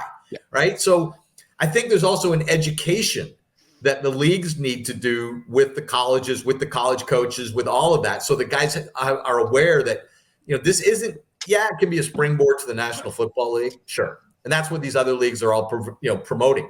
But the CFL, you can actually have a legit career and make some money. I mean, making $500,000 playing football for 5 months a year is not a bad compromise if your goal was to someday star in the National Football League. I think they got to promote that a little more as well. So, but I'll tell you this. I was talking to somebody at the league office about this week, and he said, look, when we had our league meetings in Kananaskis in January, we talked about all these things. We all are aware of it. We're not blind to it. We're not in denial. We talked about a whole lot of solutions, and every one of them was either shot down because they didn't like it or because it was going to cost money. And he said, I guarantee you we will go back at this offseason, and everybody's going to have to be prepared that there are no solutions that don't require investment. There's going to be some commitment. You've talked about minimum salaries for quarterbacks, cap exempt salaries for quarterbacks, tiering for something like that. And not to make the game all about quarterbacks, because I actually hate that kind of analysis of football. I think it's oversimplified and things like that. However, as somebody who sits in the panel, off air, if you see the energy on our panel when we're watching, even a game like the Vernon Adams-Chad Kelly game, and I know Vernon threw 6 picks, but he also threw 3 TDs and threw for 383. It was the weirdest 6-pick game in the history of football. Just the excitement of us off air watching a game with dynamic quarterbacks versus the excitement of us watching a game, insert some of the games we've had to sit through this year that didn't have dynamic quarterbacks. Just the entertainment value among the 4 of us is so different. I can only multiply that among the hundreds of thousands that are watching and figure they're reacting the same way. I did to be fair, and the Rouge game that was out this week, I was taking Dorothy out for her birthday there Thursday night because her birthday was Friday. I had a wedding. I did go back and watch that whole game on demand. So just so you know, I did do my homework there with all of that, but I thought that was pretty entertaining. A couple quick things. I'm realizing that over your left shoulder, is that your famous brick wall and bookshelf? Yes. Is that your famous? That is. And I got to show you something. You got a moment here? Yes, fine. It's your segment. Okay, so I have taken heat sometimes from fans for the fact that my Dave's really on with it right now. Bookshelf has a National Football League helmet, right? And in fact, I took so much heat that I turned it around so it's just like a generic helmet. And the truth is, I've been trying to get the Canadian Football League to provide a helmet with me that would kind of counter it, and I could put both up and such. So here you go. Walked into my house yesterday. Big box. Opened it up. Another box. Here we go. And the crown. There you go. Dave's rocking it. That looks good. Got it. So we got a new element for the backdrop there. So yeah, very happy to have the CFL helmet. There we go. I love it. This is good. We get a little background. This is good. Yeah, Dave, do we have time? This is your segment. You're on here. I will say, just in not that the fantasy sports betting is the biggest issue with quarterbacks, but you're also talking the short yardage that affects fantasy and all of that, right? If we're trying to grow the game, we're trying to do all that, having Dakota Prukop, winning with 3 touchdowns or whatever isn't. My last point on that was, you're talking about, hey, there's people in the XFL or the USFL and CFL teams like, oh, we wouldn't want them. It's like, because Dustin Crum was really like on the top of the people's wish list, right? Like, I don't want Alex Magoo. Like, we really want Dustin Crum. Like, he's really the guy that we want to put our money behind. Well, there's still a little bit of, I think, sometimes superiority complex, among some people in the CFL with regard to these other leagues, for sure. Yeah, no question. In terms of, just to wind out, because we go like, did Hamilton make a mistake with Bo? Is it too early to tell? I mean, I have my flights booked for Hamilton, so. I mean, look, I think the early look. First of all, it depends when he comes back, right? Like that. I think it's too early to say that right now. And when they put him on the 6th game, I was kind of led to believe it was one of those precautionary things, right? Because if an injury lingers, you don't want to look back and say, oh, we should have put him on 6th game and such. And of course, the one thing you can't practice when you're on 6th game, which is why Jeremiah Mazzoli never was at the start of the season, because he needed to practice to get up to speed. Yeah, I think the jury's still out. I'm not willing to write off Bo Levi Mitchell at this stage of the season. I know that when they looked at Bo in camp. They thought he was throwing well. Scott Milanovic, who came in and has been sort of an offensive consultant with the Ticats, thought he was throwing the ball well enough to be able to win with the Ticats this year. But it's I got to be honest, the first 2 games were not encouraging, and now he's been down. So if he doesn't play better than that, if he's gone for 8 weeks, it's hard to see this as a positive move. But I think what this brings up, Reed, is kind of like, okay, we could criticize that decision and say going all in on Bo Levi Mitchell was too risky and it's blowing up in their face. We're come back to what's the option here? And this is, again, brings us back to the quarterback depth issue in the league. Bo Levi Mitchell got benched last year and got a raise. Trevor Harris was good last year. Not great, but good. He started the year as a backup and got like a 5-fold salary increase by the end of the season. Like he's back to being a $500,000 quarterback last year. And I credit for Trevor for taking, the backup role, taking a much more team-friendly salary and just kind of resetting his career. I think it was a real lesson in what Trevor Harris did. And look, what's Dane Evans going to be worth next year? If he, after a year in BC, all it would take is a few appearances for Dane Evans to come on into a role in a meaningful part of a game during a season, look good. And what's he worth next year? I talked to a GM this week who said to me, like, is Matthew Schultz going to get paid next year? Because, he's to his credit, I think he's looked pretty good early in the year, but he's not somebody that anybody ever saw, as a quarterback who was going to be making marquee salary in this league. So I think every time you examine a situation like Bo, you've got to say, okay, what were the alternatives, right? Bring Dane Evans back. I don't think you could do that just the way last year went. I think that would have been a really hard sell, especially in a Grey Cup year for Hamilton. They were were you going to go Cody Fajardo? He was available, right? Like you start to get down to these options. And I think where people are kind of drawing these comparisons is it's not to go back to the 70s or 80s. Like, let's go back to like a dozen years, right? Every team had a frontline starter. 3 or 4 of the starters, Ricky Ray, Anthony Calvillo, Henry Burris, Dickinson was kind of was just retired. Look, these guys were Hall of Famers. And then you had guys in the hopper who were the next guys, whether it was the Bo Levi Mitchells and the Drew Tates or the Trevor Harrison and the Zach Colaroses.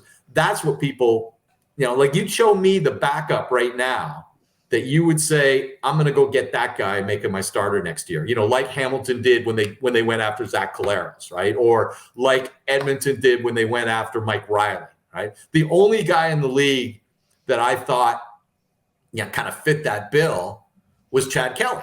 Right. And I said it on radio during Grey Cup week and set off a firestorm when I was radio in Saskatchewan. I said, if I was Saskatchewan, I'd call the Argos this offseason and say, what do you want for Chad Kelly? Right. That was before it's Grey Cup heroics and all that. But like, I think the Argonauts were, I don't want to say they were happy with McLeod Bethel Thompson moving on, but I think they were okay with it because they knew they couldn't keep Chad as a backup forever. He's not wired that way. He's a 1-year backup. And God bless him that, they got to him and said, you need to be patient for a year. This is how this league works. Like if Johnny Manziel had been on the Chad Kelly plan, what's he in year number 2, right? Instead, different kind of thing again. We can talk about how the neg list screwed that all up as well at the time, by forcing him into the hands of a team that already had a quarterback, which didn't make really that much sense as well. But my point is that, other than Chad Kelly was that guy, right? You could see it last year. Right. And again, his pedigree's there. Everyone knows the history, but there aren't those guys in backup roles across the league. And, when Ottawa would lose its quarterback at any point over the last couple of seasons and you see Caleb Evans come in, you're like, yeah, he can get through a game, get you through a few games. But, did Caleb Evans scream future starting quarterback in the CFL? No. Right. And there's just, I think, a lot of guys of that kind of ilk right now. And it was enough. So, I mean, this whole quarterback thing, I think 3 Down was it last week, had the big article, Ambrosi talking about all of that. Yeah. with this and just the streak and everything in Edmonton and whoever comes out of this, right? There, Cornelius, everything else going on there, and Jared Dagey, everything, even if Edmonton wins, right? If we wake up Friday, okay, they won tonight, like that doesn't solve their issues, right? They still have whatever. I mean, this Chris Jones and Cornelius, like I just can't figure out what to make of it. It's really weird. And I mean, it even predates Chris Jones in Edmonton, right? Because let's go back to 2021. And I was incredulous about this, right? When they sat down Trevor Harris, I was like, are you kidding me? Like he'd thrown for 400 yards on Labor Day or something. But was he playing the best football of his life? No.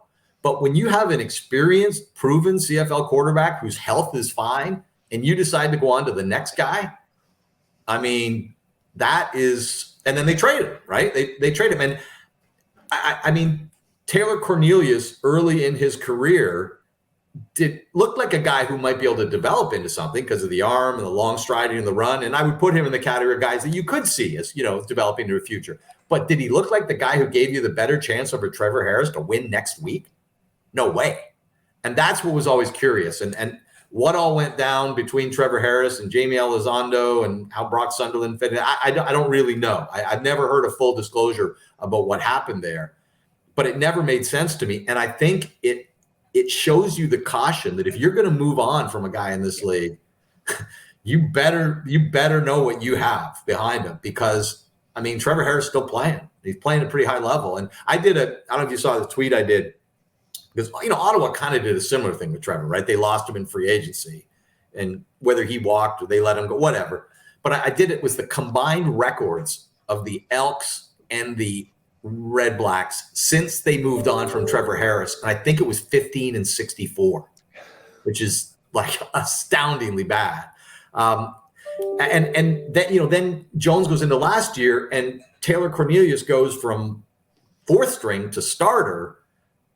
It just like he all of a sudden he becomes the guy. Then they make the commitment to him.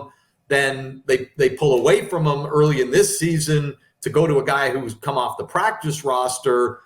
Kai Loxley didn't do a good job running the short yardage, and he pouted on the sidelines. He's gone. Trey Ford seems to have fallen out of the mix. There seems to be I think there must be some sense that maybe he didn't completely recover from what he had last year, because why is he getting those opportunities last year as a rookie right out of U Sport? Feel free to look up the history of CFL rookie quarterbacks from U Sport.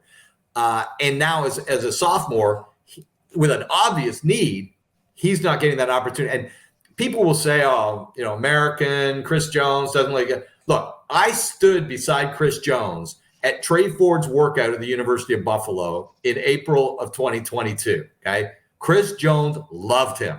Who drafted him? Chris Jones, okay? So if something's turned there, it's not like Chris Jones was always sour on Trey Ford, never liked him, got forced to take him. No, that is not the case. He was a huge Trey Ford guy, and so something there isn't adding up as well.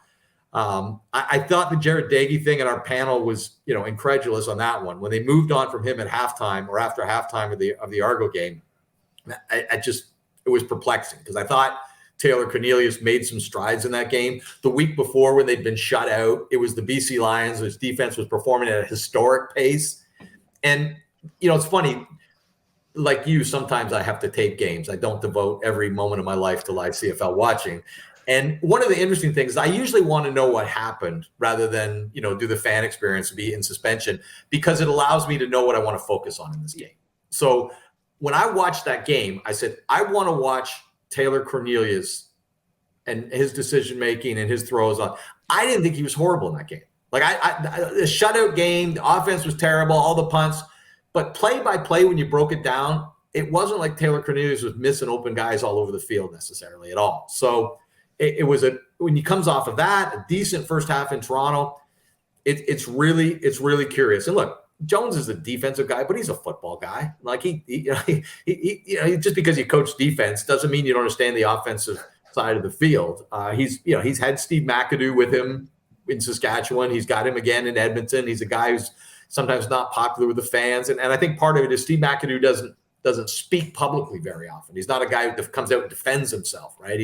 He's a very sort of low key guy, and that kind of thing, and makes himself maybe an easy target because he's not out, explaining himself or his philosophies or things like that. But boy, I think this has been a big disappointment for the Elks because I think we all thought when they went out and got those receivers, and when does it click for CFL quarterbacks? Somewhere between year 2 and 3, usually. So you had Cornelius, who's got the big arm. The other thing that was curious about it is, like, he was the leading rusher among quarterbacks last year in the league. And I think he's the only quarterback in the top 6, 8, 10, whatever it was. I remember writing about this. Again, I can't check the historical stats, but I believe I remember this from last season. And yet, the first 3 or 4 games this year, they didn't run. Like he was. I mean, he's a deceptive runner, right? Because he's not the typical runner we see in the CFL, kind of a compact body who can tuck it. Oh, he's huge. He's huge, and he's a long strider, right? But it was obviously effective. I'm glad they brought that back a little bit into the last game. But it's again, we're gonna bring the conversation full circle here. What's their option right now, right? And that's the trouble. And again, that's why I think having quarterbacks that you're developing. I'll tell you a great example of the difference between a developed quarterback and a guy who's not had an opportunity to develop was the head-to-head matchup between Tyree Adams and Jarrett Daggy. 2 guys making their first start. But Tyree Adams had been there for a year. He'd done 2 training camps, and then that's just a massive difference between taking a guy off the PR in his rookie year and saying, go. And I assume Jarrett Daggy's a much, much better player than he showed in the limited action. But, this league has made a lot of decent quarterbacks who don't have the proper background or experience to handle the job look pretty ordinary or bad. Yeah, the fact that last week they're like, Cornelius with 4 wins in his, I'm like, it's insane that he has 4 wins in his CFL career and got paid the way that he did with that. Again, that's the market, right? And why? What did they think? What did Chris Jones think was going to happen at the end of last year if they didn't sign him? And by the way, guarantee money for next season as well. He's been playing in the league that he came from, the XFL. Yeah, I would be curious if there was a market, what the market for him was going to be in the XFL. Just because, who was it? I can't remember who the DPP was of the Viper. I'd be curious to see what the market there was for that. Because you would know better than me on that. Yeah. Absolutely. Well, because Elizondo was in the Elks' heads when they signed him. Yes. A couple more things. I mean, we could go forever. I don't want to keep you forever. The Calgary mayor, everything. It seems to be a little bit of duty season right now. What do you make of Calgary here? Because they're very quickly falling out of their way in the West. Yeah, and the Stamps have been so good at plug and play when there've been injuries. I mean, this is sometimes one of the things about Winnipeg's quote unquote dynasty or their great run is, man, they've been really good on injuries. They have not had a ton of important players out of their lineup. And that's a big part of it. Calgary historically has dealt with injuries, and there's been kind of the John Hufnagel magic formula, next man up, and they've always got a guy and developing guys in the practice roster, but they've been decimated at receiver. That has really, Kamar Jordan's injury, Reggie Bagleton out, Malik Henry gone. They brought back Mark and Michelle, who's a very good player, and once he gets up to speed, I think he can certainly help them. But even among their Canadian receivers, right, they're very inexperienced at that, and even that 2 of their Canadians, right, are guys who've never played 3-down football. like they get 2 rookie Canadians whose entire lives, one of them from the States, the other one grew up in BC and played at Simon Fraser. They're being introduced to. So the one thing that a lot of times people look at, maybe it's receiver might be one position that it's easier to transition out of U Sport to the CFL than the NCAA because of the waggle and just understanding the angles on the field and all those kinds of things. So that's usually one of the advantages you get with your Canadian receivers, and the Stamps don't even have that. Rice and John in the game the other night had 1 catch in garbage time, right? He's a huge guy who stuck around in the NFL for a while. He's 6'7", and again, he may turn into something, but the lack of experience has really hurt them. And Jake Mayer looks ordinary right now, for a guy who threw for 300 yards in each of his first 3 starts in the CFL, and that's a small sample size, but that's pretty impressive. I don't know that anybody's ever done it even. I think he may have been the first quarterback ever to open his career with 300-yard games, but man, I think he'd kill for one of those right now. Yeah, wasn't that it was like him versus Vernon, right? In Montreal. I'm trying to remember that debut game. Was it 2 years ago? And he It came was, it was 2021. Yeah. Yeah, I was trying to remember that. Last things here. I mean, we kind of hit on Argos. Cody is Cody got his groove back here in Montreal? You know, we've been talking about that a little bit this week, and we're looking at the sack figures, right? Which is, you know, he's leading the league in sacks, getting sacked. He led the league in getting sacked last year. He led the league in getting sacked in 21. And the year that he was the MOP nominee from the West Division, he was third in the league in getting sacked. So, you know, there's some compelling evidence that, and I look at it look, and I love you. Let me be first to say, this is not what I do. Okay. I don't break down film and tell people who's responsible on what plays, but there's a consistency there. Right. And when you go from one of the weakest offensive lines in the league to one of the best, and the sack numbers are still there, that becomes an issue. Now, all that said, I think Ottawa, BC, and Winnipeg have the best pass rushers in the league, and that's 3 of the 4 opponents that Montreal's had. You got to be careful always with small sample size and who your opponent is early in the schedule, trying to project stuff. So there's that. The receivers have been down. Reggie White been down. Phil Pott down. And I think the other factor that's been huge there is the run game, right? Like you would expect that with that offensive line and William Stanbeck and Jeshurun Antry, that's going to take some of the pressure off Cody Fajardo, because the defenses aren't going to just be able to, you know, pin their ears back and line up and go after him. They haven't really been able to get the run game rolling. So, but I think Fajardo has. The fun thing is the 2 things that people used to say about Fajardo in Edmonton was he gets sacked, or in Saskatchewan was he gets sacked too often and he can't throw the ball down the field. Well, he's addressed the second one. He was throwing the ball down the field really well. You know, that I'm sure is something that, you know, he's put some thought and some work into. The sack thing is harder to solve, and God bless him for the number of times Cody Fajardo's been sacked. I got his career sack number the other day, 154. Okay, over the last 2 years, 83. And, you know, the second player on that list is 53. He has been sacked 30 times more over the last season and a half, or a season and a third, than the next guy. Now, again, not my area of expertise, but that I'll tell you, I'll give them some marks for. There are guys in this league that, you know, every time they get sacked, you wonder if they're going on 6 game or something. I'm exaggerating, but yeah. We know there's quarterbacks that when you see them get hit, you're kind of like, oh boy, right? That's just the nature of something. 154 sacks in his career. How many games Cody Fajardo missed? Not a lot. I'm struggling to think of. There was a game last year I think he didn't play, but 1. So, hey, if you're going to get taken down that often, you know, at least it's not a turnover, and at least you're not getting your quarterback hurt. But I think they know they're playing with fire, and I think, you know, Jason Moss is certainly under some pressure to try and correct that for him. Someone posted the video where it was him from Cody from the last game, like doing the spin move where it's like a totally perfect pocket and he's running back and doing this move. You're like, that's not a good look to have it be kind of unnecessary scrambles. Last thing here, you know, Lions on a bye this week. You know, I've been happy with our performances thus far, except obviously the 6 picks. What do you just quick thoughts on BC before we get out? Well, I'll use the Argo game, right?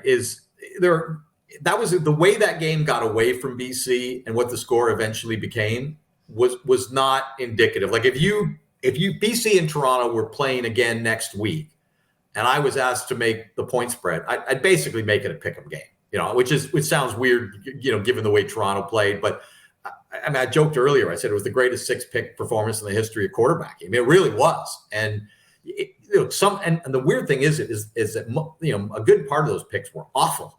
It wasn't like he had contested balls, you know, that were taken. They were, you know, passes to the other team.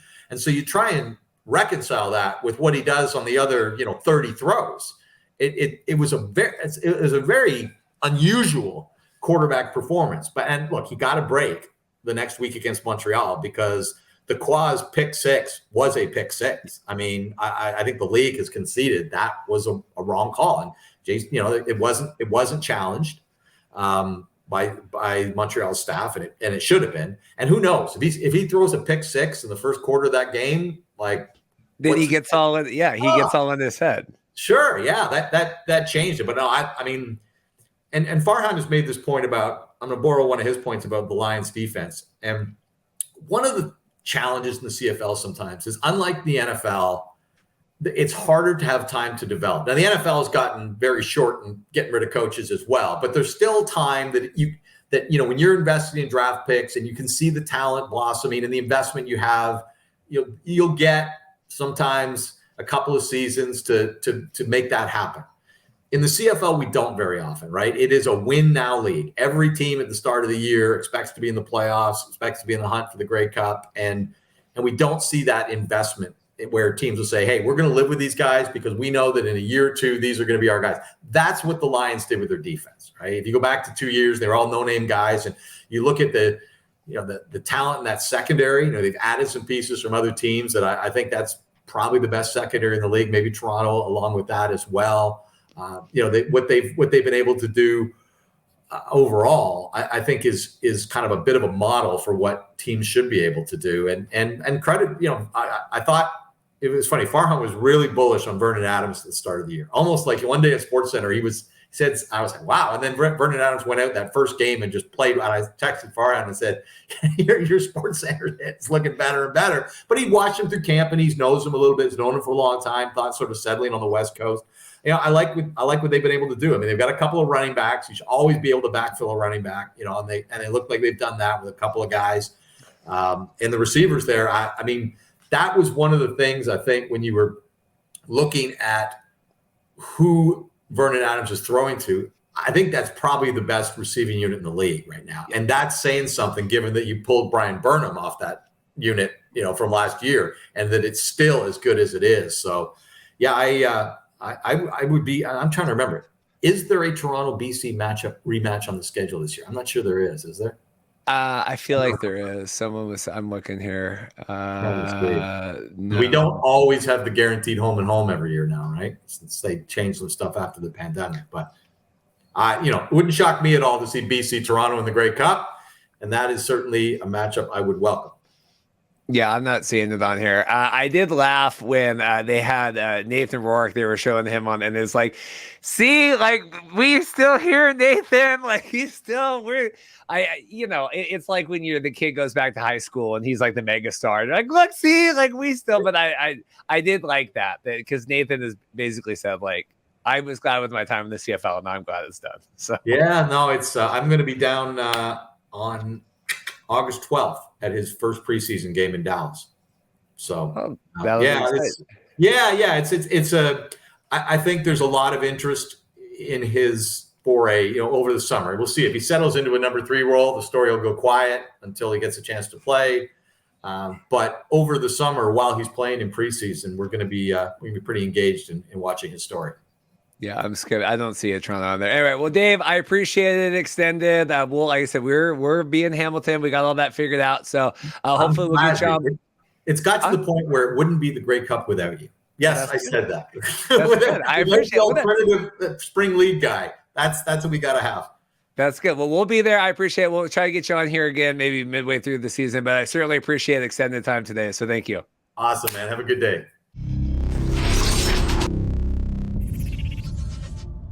Well, we are done. Tim, I guess, had to flee practice for the REDBLACKS, thunderstorms, everything else here. Thunderstorms metaphorically kind of circling as well around the REDBLACKS here. Tim Baines, Ottawa Sun. Has there ever been more interest in the Ottawa REDBLACKS quarterback situation than this week? Wow. I'm trying to think back to speaking of stormy clouds and all that. Matt Nichols. I mean, it's been a string of quarterback issues going back to, I guess, Trevor Harris and 2018. Of course, that didn't involve 2 starting quarterbacks having season-ending injuries within 2 weeks.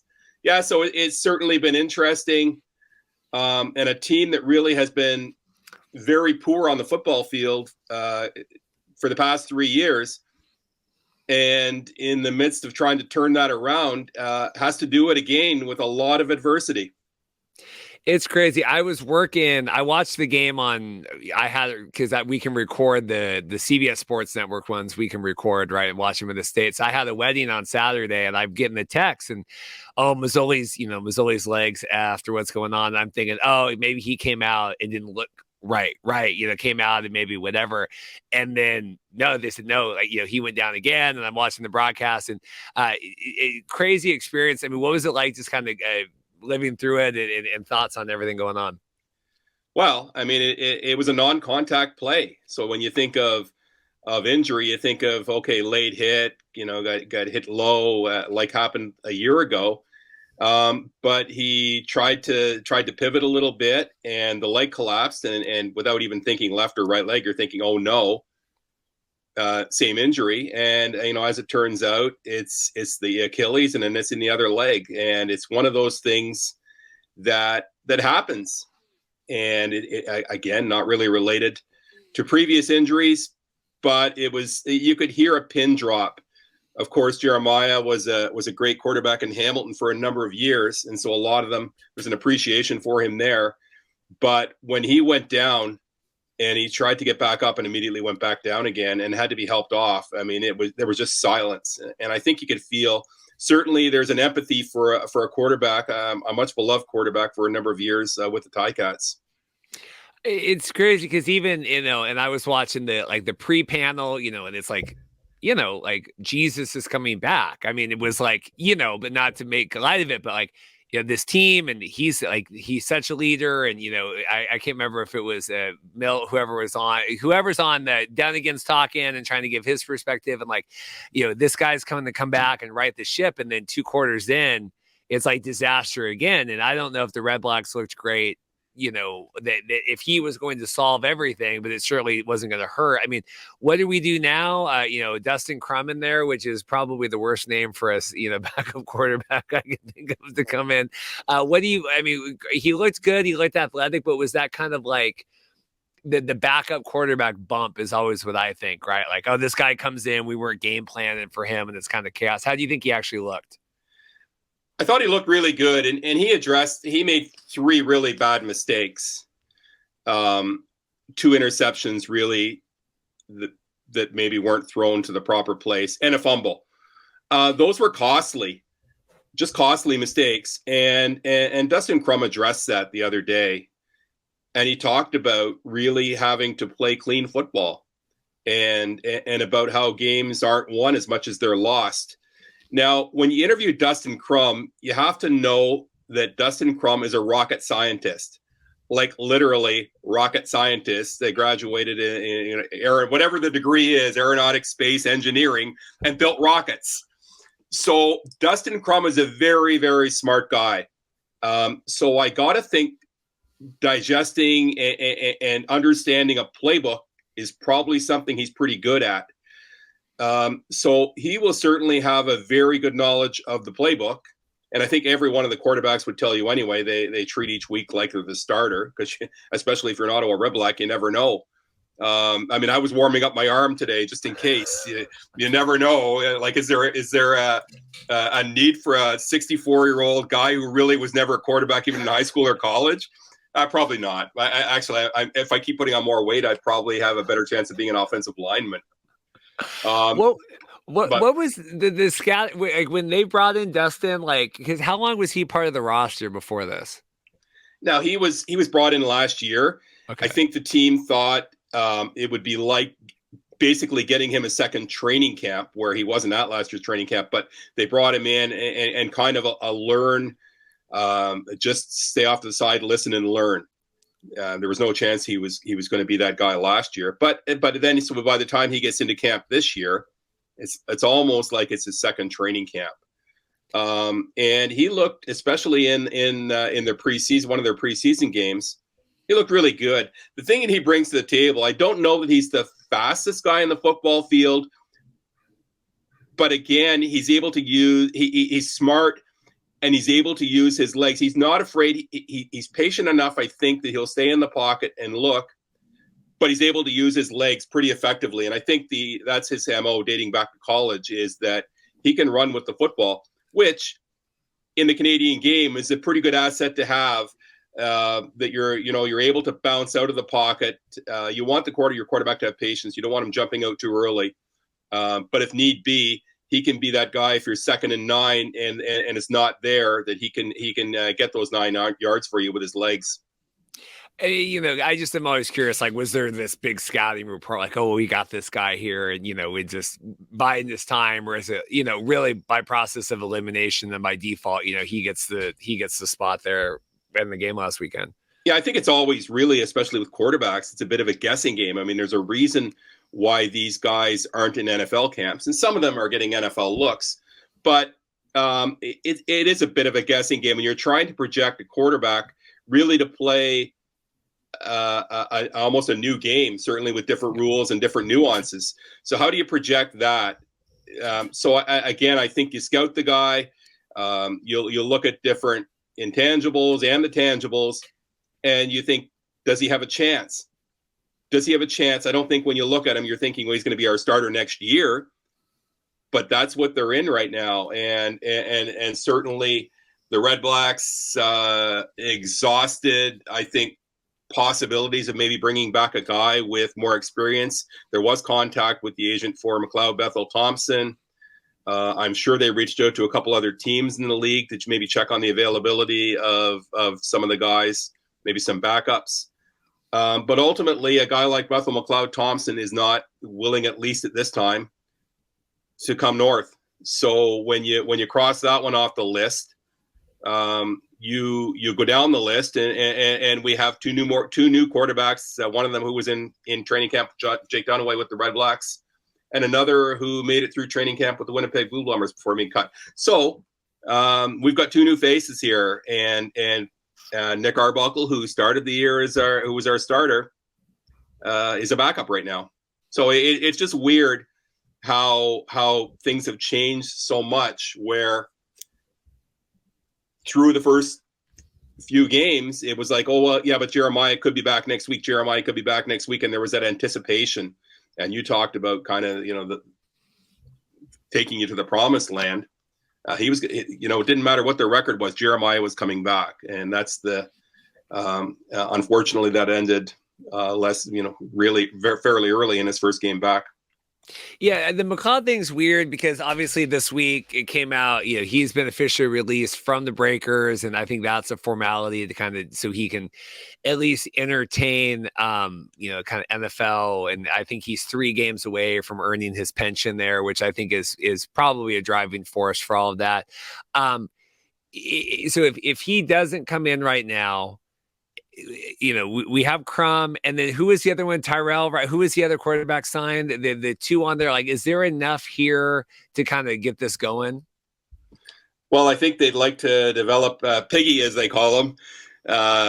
They'd like to develop him probably as a short yardage quarterback because of his ability to run.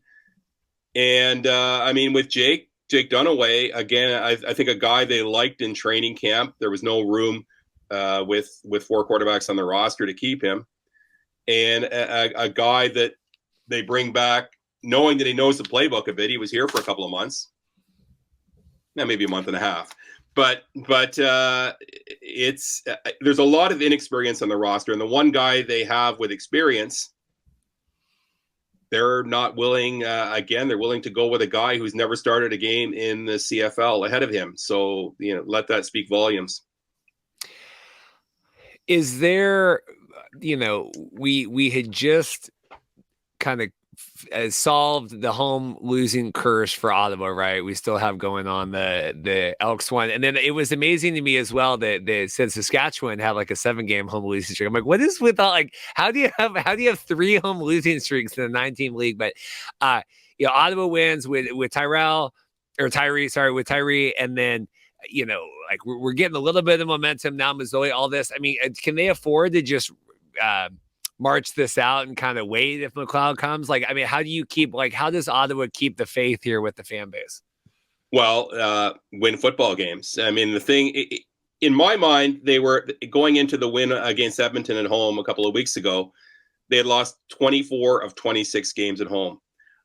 I don't know how that's possible.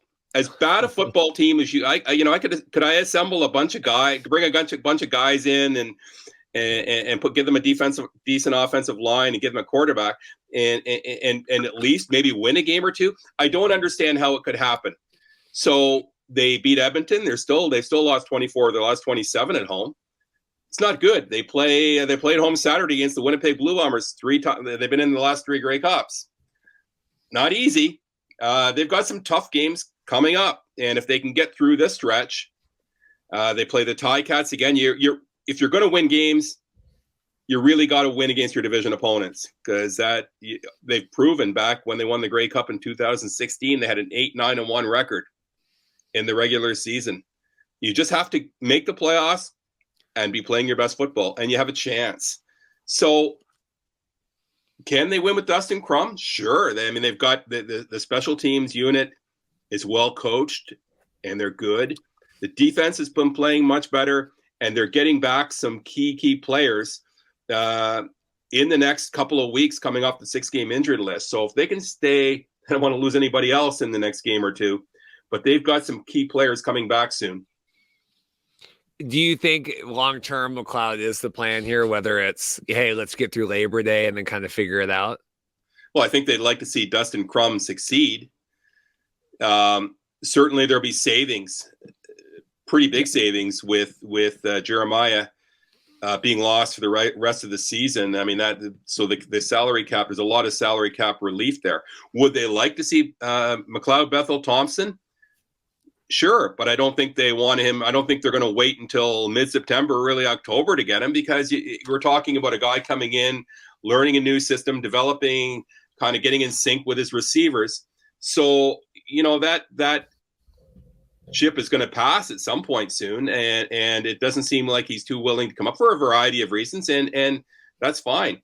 But I think right now they've got to hope that Dustin Crum can go out there and as I think it's been said about other quarterbacks, just manage the game. Don't make mistakes. Let your playmakers make plays, and you need really, really good defense to make that all work.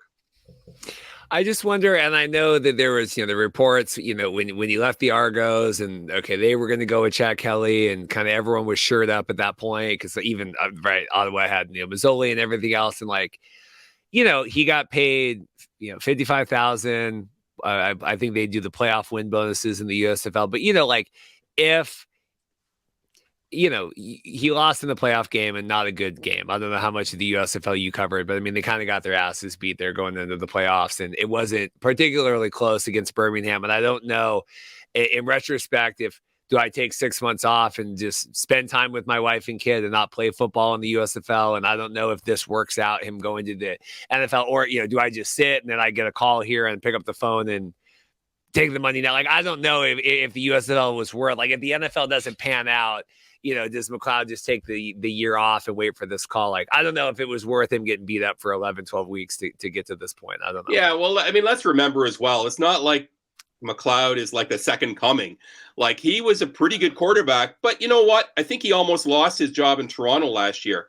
Is he better than what they have? Well, he's got more experience. He had a lot of passing yards, and I think he is he's a bit of a gunslinging quarterback, takes risks, but he has a lot of success doing that. I'm just saying, he's certainly not the best quarterback in the CFL, and is he Ottawa's best option right now? Sure, he would be.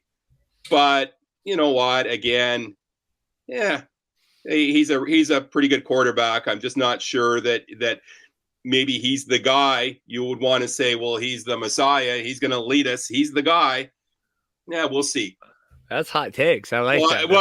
Well, now if he signs here and he listens to this, he's going to be like, I heard what you said about me. Hey, he's a friend. He's been on the show. He's a friend of the podcast. I think he's a good quarterback. My point is, I don't know whether expectations should be, well, look, we signed him. All of a sudden, we're, from being maybe a decent team to being a really, really good team. I don't know if he can bring that team to another level. Maybe he can. I think he's played pretty well.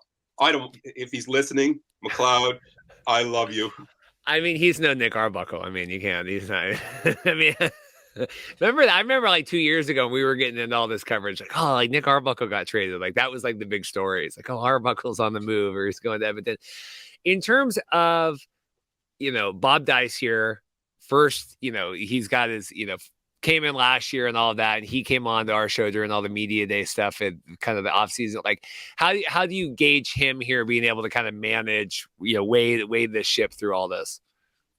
Well, I mean, it's not easy when you're losing football games, but again, they're 1-3. Certainly, if they look at the 4 games, it's always, I think, a lot in the CFL. It often turns on 1 or 2 plays, and certainly of all their 4 football games, probably all winnable. It's not like they were blown out, so it could be much different than 1-3. They lost to Hamilton last week. The game was very winnable. So I think Bob Dice is a very fiery, emotional coach, and I think, as the players have said, they would go through a wall for the guy. So I think he's got his guys fired up, and part of that emotion, I think, is built off, here we've got more adversity. Let's go show everybody what we can do. And it's certainly a tough test when the Winnipeg Blue Bombers are lining up opposite you in your next game, but they've got to respond, and they've got to come out on Saturday with some emotion, and in front of your home fans. You've got to do something early. You've got to put some points up, get your fans engaged, get them into the game, because if you've got fans hanging their heads right now, probably going, "Oh no, we've lost Jeremiah. We have no chance." So give them hope. That's what you want to do when you're playing it at home, is give your fans hope. If you think about it, Ottawa, on the road, lost, their starting quarterback in, horrific fashion. I mean, just, you see this go down, and they were 2 yards away from at least tying the game there at the end of the game. I mean, you can't write. And I showed Dorothy, because I was watching the game, like I said, on record, whatever. And I said, you got to come watch this, because I said, in the Rudy version of this movie, right, he gets the touchdown, right, he gets tackled and flies into the end zone, and they tie the game or win the game, and it's obviously not real life, it's sports, but to think that they came that close, even with everything in that game, to being 2 yards away from winning or from tying the game is pretty remarkable. Well, I mean, you see the field, you watch from up above, and you can see everything opening up, and you can see this. There's a lot of opening in front of him.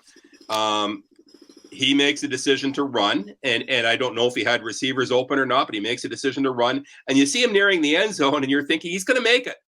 And you're right. Like, what an ending. You still got to score the 2 points, and then the game maybe goes into overtime.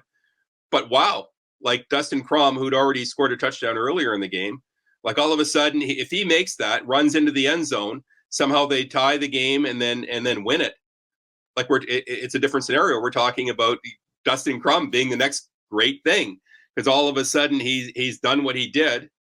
And then you'll put the 3 turnovers behind you and say, man, he's going to be great.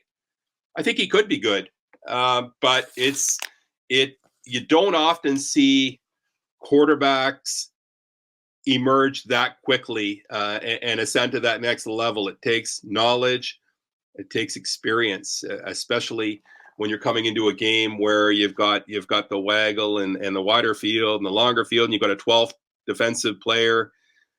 There are a lot of things to adjust to, and we'll see. I mean, I hope Dustin, as I said, he's a smart guy, so we'll see what happens Saturday.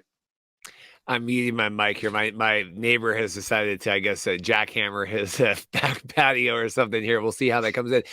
Before I get out of here, you talked the Winnipeg hope. I understand that at home coming out strong, but this is a pretty heavy burden that Ottawa has here this coming weekend. Yeah, and I never want to downplay what Winnipeg has done. They've been the best team in the CFL for 3 years. They've gotten where they lost the Grey Cup last year. So I guess theoretically you could say Toronto was the best team. But Winnipeg has been a really, really good football team, and they're still a really good football team. But they haven't looked, I think especially offensively, they haven't looked in 2023 like the Winnipeg Blue Bombers of the past couple of years. And maybe that's just maybe that's something that they're working out some kinks there. But a lot of their key players are a year older. And in general, when guys get into their 30s and they get a year older, the level of performance, the arrow isn't necessarily pointing up.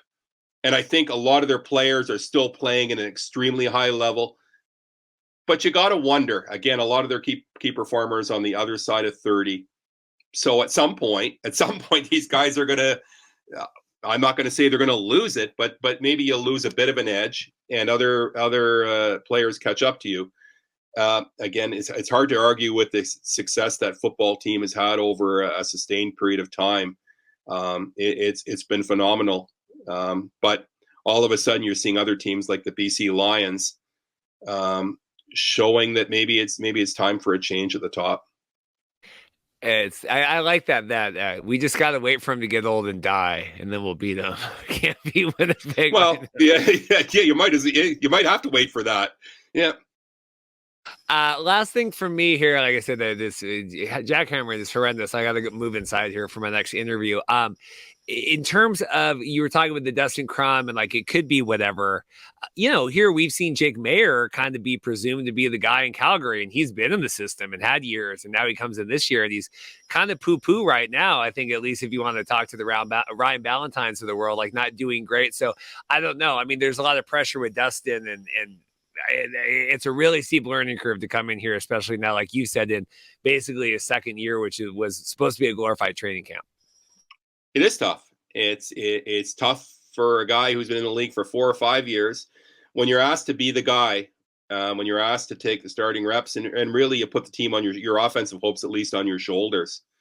And sometimes it's not even just the technique and all that technical stuff. It's the weight of being the guy. And when I say that, you're going to, these guys have been the guy, and probably in high school and at college, but NFL too. To be the guy, you're not holding the clipboard anymore. To be the guy, there are special people that can do it, and the CFL isn't the NFL. These are guys that for whatever reason are not in the NFL right now. So coming up and learning again, they're learning a new game. So you look around the league, who's the next great young thing? I don't know. I mean, it's not like a few years ago when we had Mike Riley and Bo and Zach Caleros and Jeremiah. But they got to develop somewhere. They got to develop somewhere and somehow. So we'll see. Maybe a guy like Jake Maier, maybe Taylor Cornelius finds it. Maybe Dustin Crum finds it. Dustin Crum, the next great CFL quarterback. In 30 years, they'll be talking. Well, you heard it here first, right? I'm giving you the scoop. That's this guy. Hey, I tried to get Maier. I said last year, I want to get Maier on because I want to hitch my wagon to that, hitch my ride to that wagon. And now we'll see. Well, Tim, I appreciate it. Hopefully we'll try to get you on again this season here, but it's quite a time to be a beat writer for the Ottawa REDBLACKS. I mean, it's a lot of excitement going on, whether it's good or bad. There's not a lack of things to write about. And would you like me to call like the cops and have the guy with the jackhammer taken away? Well, it's because it's so quiet in this yard. I mean, that's why I can sit out here all day and record. But literally, it's like not my next door neighbor, but it's the one behind. I don't know them as well, so I can't. I might scream at them here. So, well, hopefully, he's not bringing the jackhammer over and starting to put it into your house or anything. That's good. Tim Baines, Ottawa Sun, appreciate it. Good luck with everything. Busy times there. Stay safe. Thanks. Good catching up. Take care. Huge special thanks to all 4 of our guests coming on today. Really appreciate Russ Giglio's time. Really appreciate XFL League offices for working to make that interview happen. Means a lot. We were wanted to do showcase talk last year, and I know there was a lot of league building happening. So really appreciate making the time now, talking to XFL offseason and kind of what's going on. I appreciate the transparency. Like I told Russ on the interview with the XFL, with him and Doug Whaley, talking, what is our thought process here? Why are we doing things the way that we are? I think that is refreshing for fans of certain spring football leagues. So really appreciate Russ coming on. Special thanks again to Pat Rifino coming on, firsthand accounts, sharing his time in St. Louis. Dave Naylor, as always, for making the time. I really appreciate that, as busy as he is, making videos about the Edmonton Elks and covering everything. CFL running crazy if he's not on the panels. Everything else Dave's doing, busy guy. And then Tim Baines, longtime friend of the show. Really appreciate Tim taking the time. That will do it for me today. Like I said off the top, busy week next week, and then we're going into vacation. So we will figure it out. Not quite sure of the plan yet. Probably talking CFL. Jason Hussey and I will be back on Mondays as normal, doing the CFL season, CFL weekend recaps. But everything else kind of TBD. But I will figure it out. Keep you guys posted. Like I said, like and subscribe. Appreciate all your guys' support. We'll see you next time. Thanks.